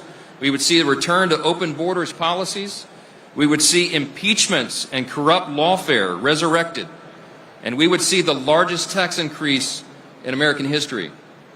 We cannot allow that to happen, and the American people agree. And that's why tonight, I have never been more confident and optimistic about the future of our party, our movement, and our country. The media loves to underestimate us. They love to be naysayers, but we have proven them wrong over and over again, and we will continue to do so. I'm convinced that when we deliver on our agenda this Congress, we will not only defy expectations, but we'll defy history in 2026. It won't be easy. We're going to need every single one of you to get us over the finish line. In the last election, we saw a once-in-a-generation demographic shift, and I believe we're going to hold those voters, those new people that came into the party, and we now have a once-in-a-generation opportunity to deliver on those promises. I'll close with this. All of this is not possible without the leadership of a great president. President Trump once delivered the greatest economy in the world, and he will do it again with a little time and a Congress that helps him get there. President Trump once delivered a secure border, and he has already delivered that again. President Trump once restored peace through strength, and he is already doing that again by bringing hostages home, supporting our allies like Israel, and getting our adversaries to the negotiating table. These are the reasons that we're so bullish about the historic moment that we are in right now. We're all in this together, and President Donald J. Trump is leading the way. So tonight, we want to thank you all again for your support and your trust in us. I want to assure you that we will not let you down. God bless you for standing with us. We appreciate you so much.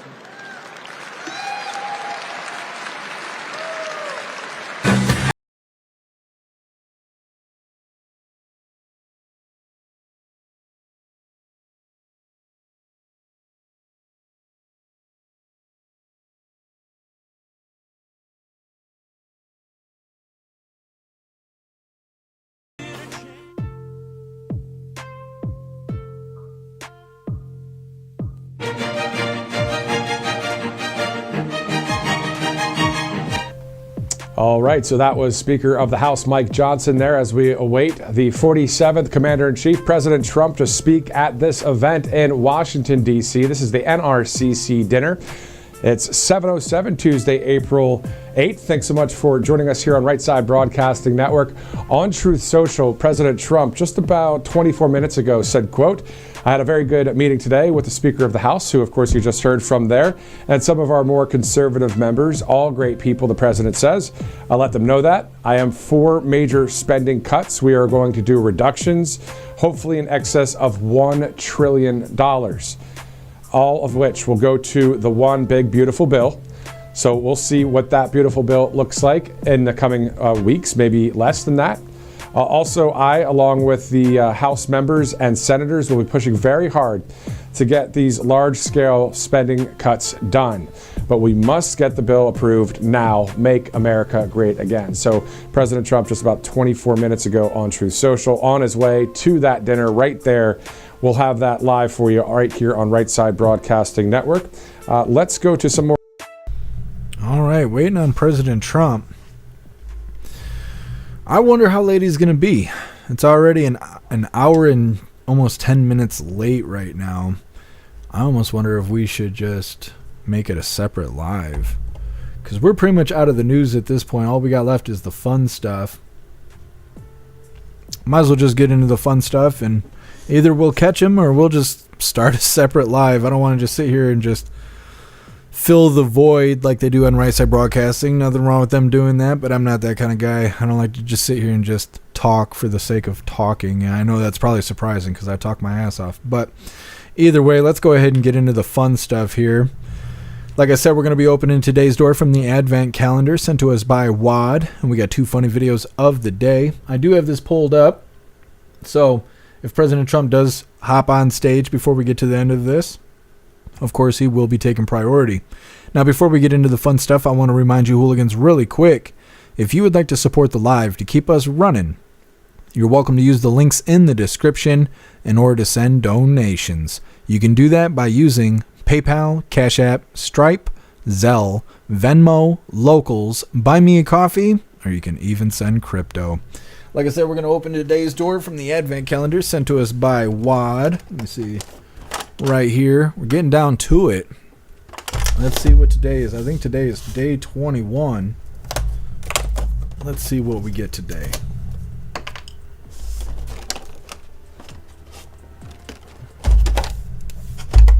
Today we got Drinks by the Drum, Lindor's Abbey, I don't know what the hell this is, MCDXCIV single malt Scotch whiskey. I bet this is good stuff. Yes. Thank you so much, Wad. I appreciate you. Got a nice little collection here. Whoa. Oh, they just lost their feed. We'll see how that goes. Either way, let's go ahead and get into the fun videos of the day. First one's titled Pop a Titty for the Boys. Let's go ahead and get this pulled up really quick. Let's see, this right here.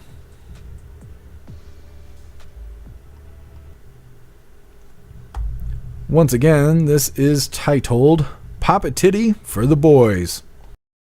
A group of 11-year-olds, like literally no older than 11, just asked if I would pop a titty for the boys. Listen, as a former 11-year-old, whoever the fucking legend is that popped that question, that was a canon moment. That's going to be remembered in that friend group for the rest of eternity. So you don't even know the community service that you just did by existing for that moment to happen. Yes. He said the legend that popped that question. That's right. All right, we're going to go ahead and get into our official funny video of the day. Let's get this pulled up really quick. Let's see here. Oh, yes, I remember. This is titled Hadouken. Round one. Fight. Perfect KO. Bye-bye.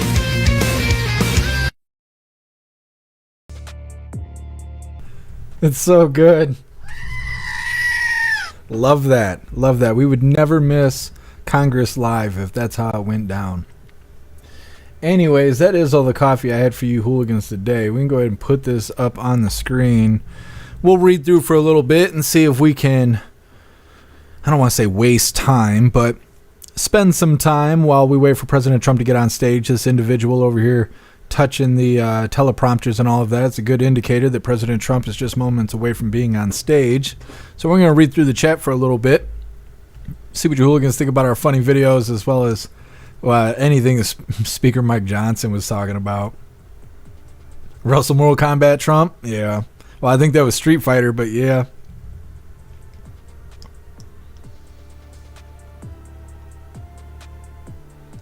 Russell titties for all the boys. That's right. Legendary.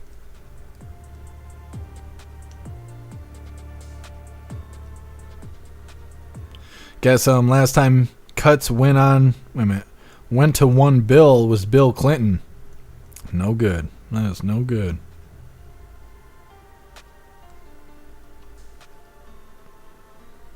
Guess you should post that in the memes so we can cover it on Saturday. That's a good one.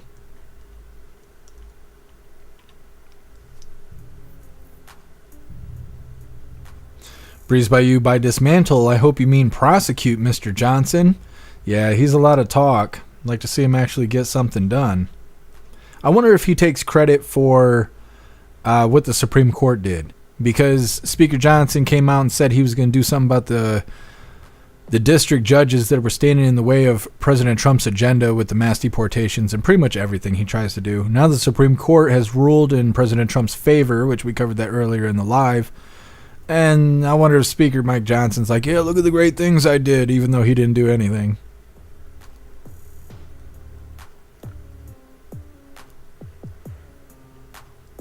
Jay Spray, oh yeah, I remember when I was a lad and my 130-pound neighbor used to mow the lawn in her bikini. Yeah, Jay Spray, it's hard to be a teenager. I remember all kinds of embarrassing things that I don't want to say on the live.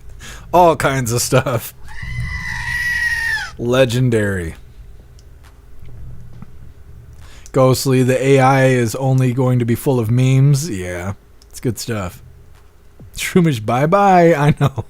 Cracks me up. That Street Fighter video is good. I hope we can get some more of those.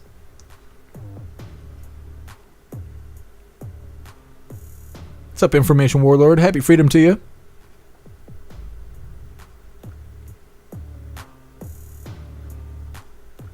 Cricket Kiss, yeah, it was crazy 30 degrees overnight. Now it's 73 degrees. It's kind of how it is here. I don't know what the temperature is right now, but earlier it was 25 degrees. It was snowing this morning. It was snowing last night. Yeah, it says it's 33 right now. Like, so much for spring.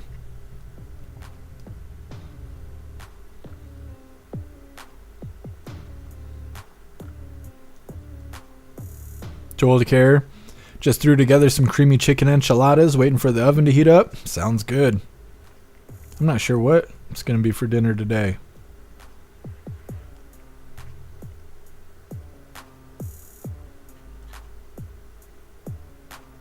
Hey, thank you for being here, Rappy. Enjoy the rest of your day.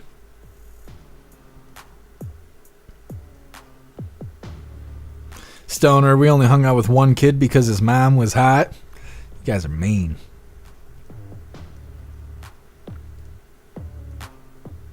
Snooks, yikes, y'all are still cold. Yeah. It stays cold here like 7 months out the year.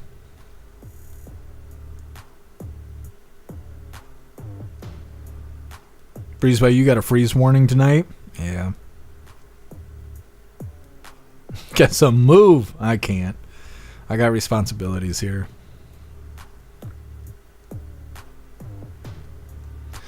Too old to care, grew up in a 2-story house, had bird's eye view of the neighbor's yard. Yeah. I used to live in the city. When I grew up, I was in the city. Now I'm out in the sticks.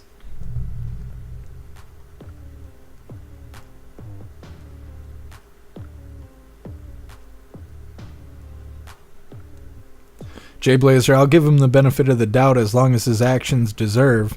That's how I feel too about Mike Johnson. He does a lot of talking. He hasn't necessarily done anything wrong that I've seen him do. I just hope that he actually does something. I kind of feel the same way about Josh Hawley. I don't see him do anything wrong, and he says all the right things, but I never see Josh Hawley actually do anything. A lot of people on Capitol Hill like that. Cheers to you, Dean. What's up, American Patriot? Happy freedom to you.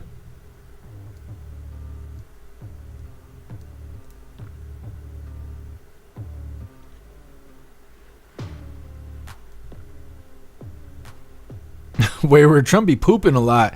No, I don't think that's what's going on. They say he does a lot of talking. He meets with people at all of these events, whether it's a Trump rally or a dinner or anything like that. People always want to interview him and get autographs and stuff like that. And I think President Trump likes to give people the time they deserve. I have a big problem with that. I have a lot of messages all the time. I constantly have DMs full of people writing me.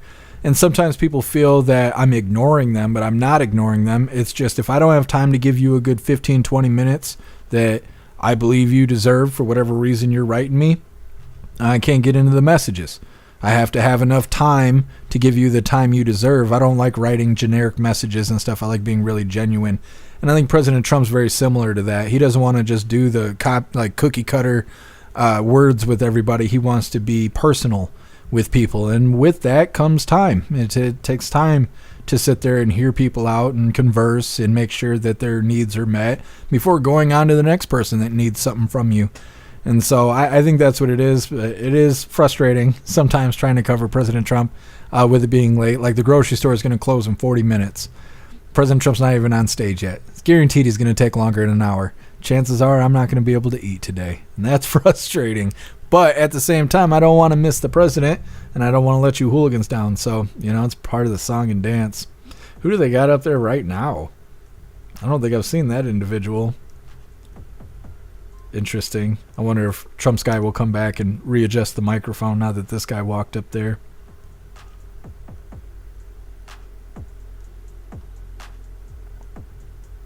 Oh, I try to get some. Thank you. Told to care. I think Johnson is compromised. He's just trying to keep everybody happy. It could be. It definitely could be. Stoner Mike Johnson needs to pop a titty for the boys. Nah, he can keep it. He can keep it. We don't want it. Stoner, you could use Grok to reply to some of us. No, I don't want to do that. I like giving you guys the time you deserve. The problem is that I'm busy, and so I can't always respond in a timely fashion, and sometimes that hurts me. But what can I do?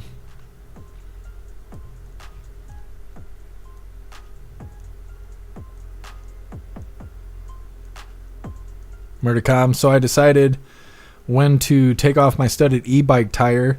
Nice enough for slicks, but cold enough for ice in the morning. Yeah.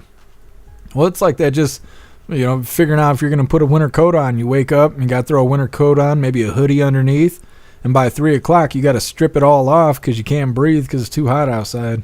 It's that time of the year.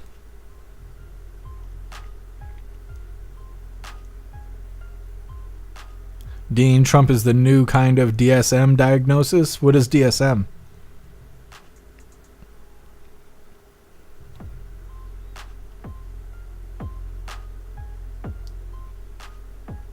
Oh, I appreciate you, Wayward. Thank you.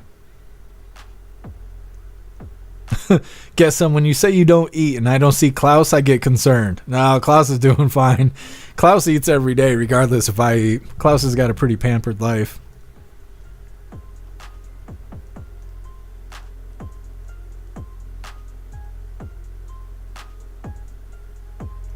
Shroomish, start keeping an emergency PB&J by your side on long streams. It's a good idea. That's a good idea.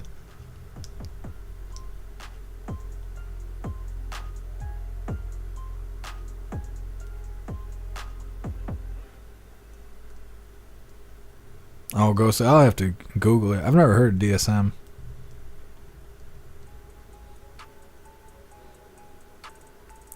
I think this is Secret Service walking around. Nah, probably not these guys out front here. Let's put this on the full screen. These individuals in the background walking around the stage, I'm thinking that's Secret Service. And they weren't there when Speaker Johnson was talking. So it makes me think that President Trump's going to be on stage pretty soon.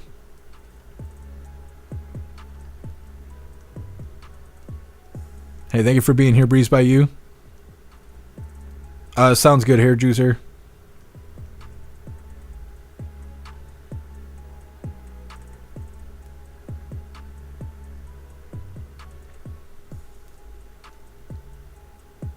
Totally care. Fancy Feast is the new Spam. Yeah. I don't know if I could eat Spam. I could probably eat Fancy Feast. Klaus Daniels has got like 80 cans of Fancy Feast. Thanks to Donna Sparks and all you hooligans over the last couple holidays. He is stocked up. Shroomish. I got it pulled up, but I didn't get a chance to actually listen to it. And I didn't want to like skim through and read the lyrics. I had some other stuff going on, but I got the tab pulled up. I got a bunch of stuff. Let me see if I can find it really quick. One of these. Let's see which one of these it is. Just a second. So I know one of these tabs got it. Unless I accidentally closed it.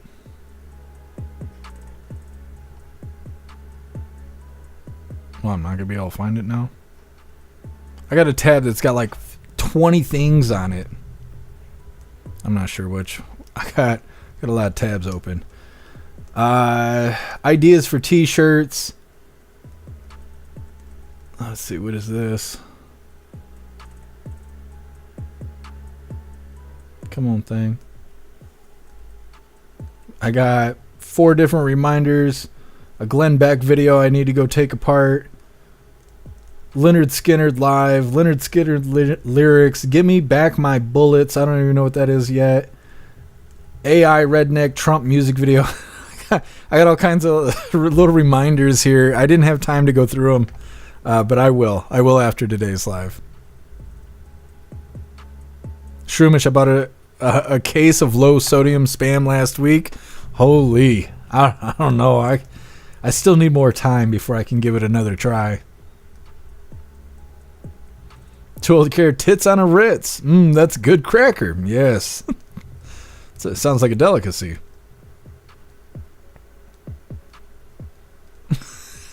Guess some. Holy, I don't know if I can say that out loud.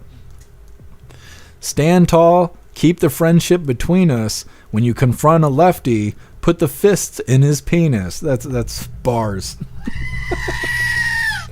Very nice. Very nice. What is that here, Juicer?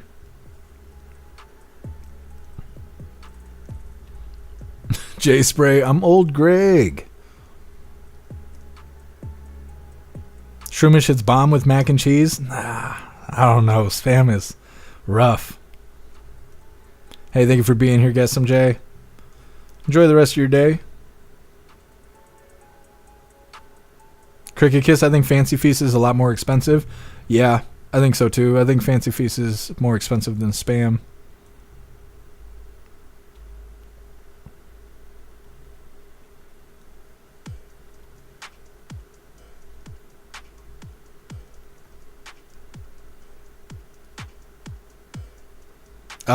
I will, Dean. I gotta listen to it first, and we probably will play it for the live.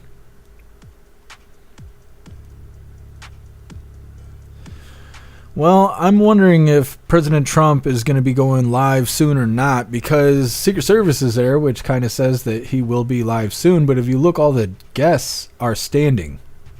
Normally when he's about to come out, they make everyone sit down.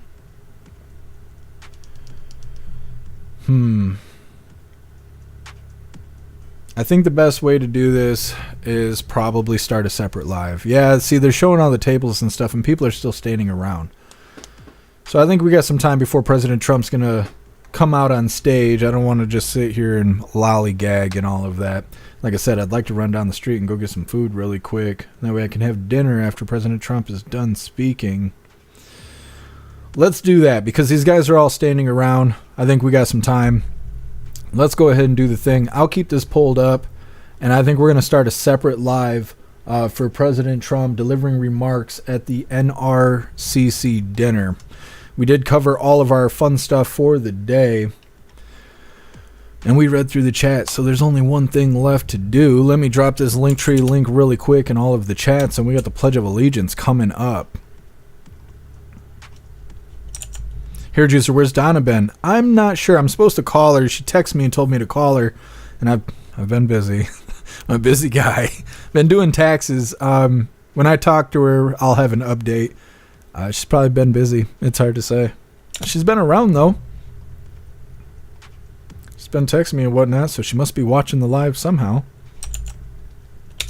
Ghostly and most cat food is wheat. I didn't oh, meat, yeah. I was going to say, I didn't know they were eating wheats.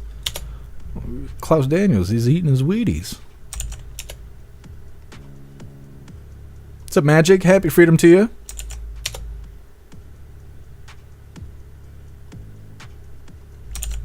Alright, hooligans, there's the Linktree link where all of my links are listed.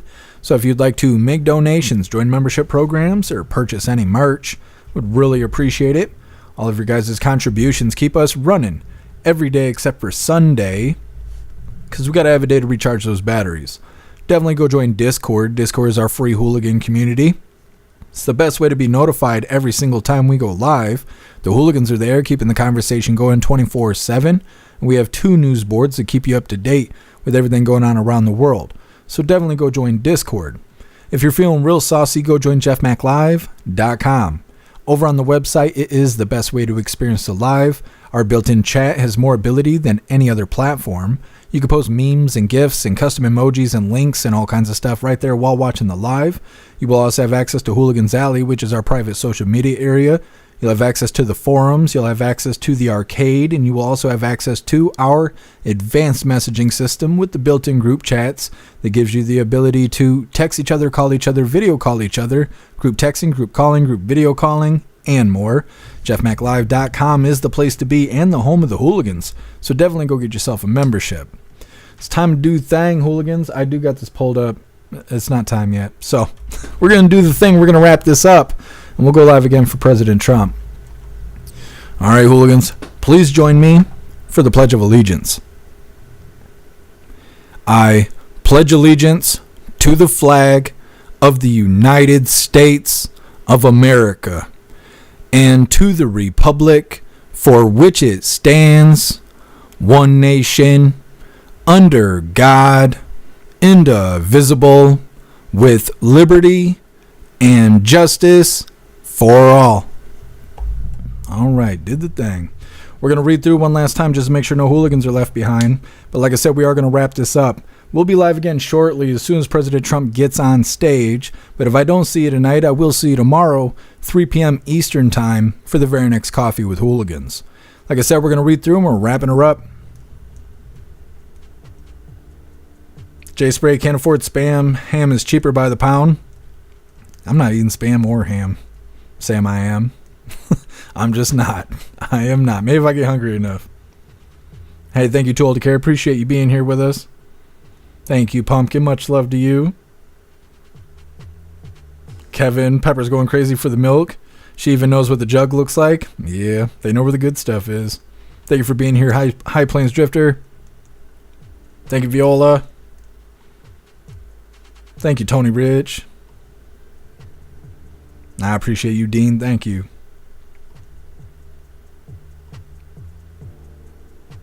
Jay Spray was raised on Spam and beans. Man, have times changed? Yeah. We used to have butter sandwiches. It was just bread and butter, and that was it. We used to have that, or fried bologna. Bologna. Ugh, I could never eat bologna again. Too much. Jay Spray, Trump at any time now. Yeah, it's... I'll show you guys one more time before we wrap this up. Everybody's still standing. You can see it in the main picture there on the left, but also like right here, this little view, you can see in the golden image, everybody's still standing around. Now, before President Trump comes out, they tell everyone to sit down.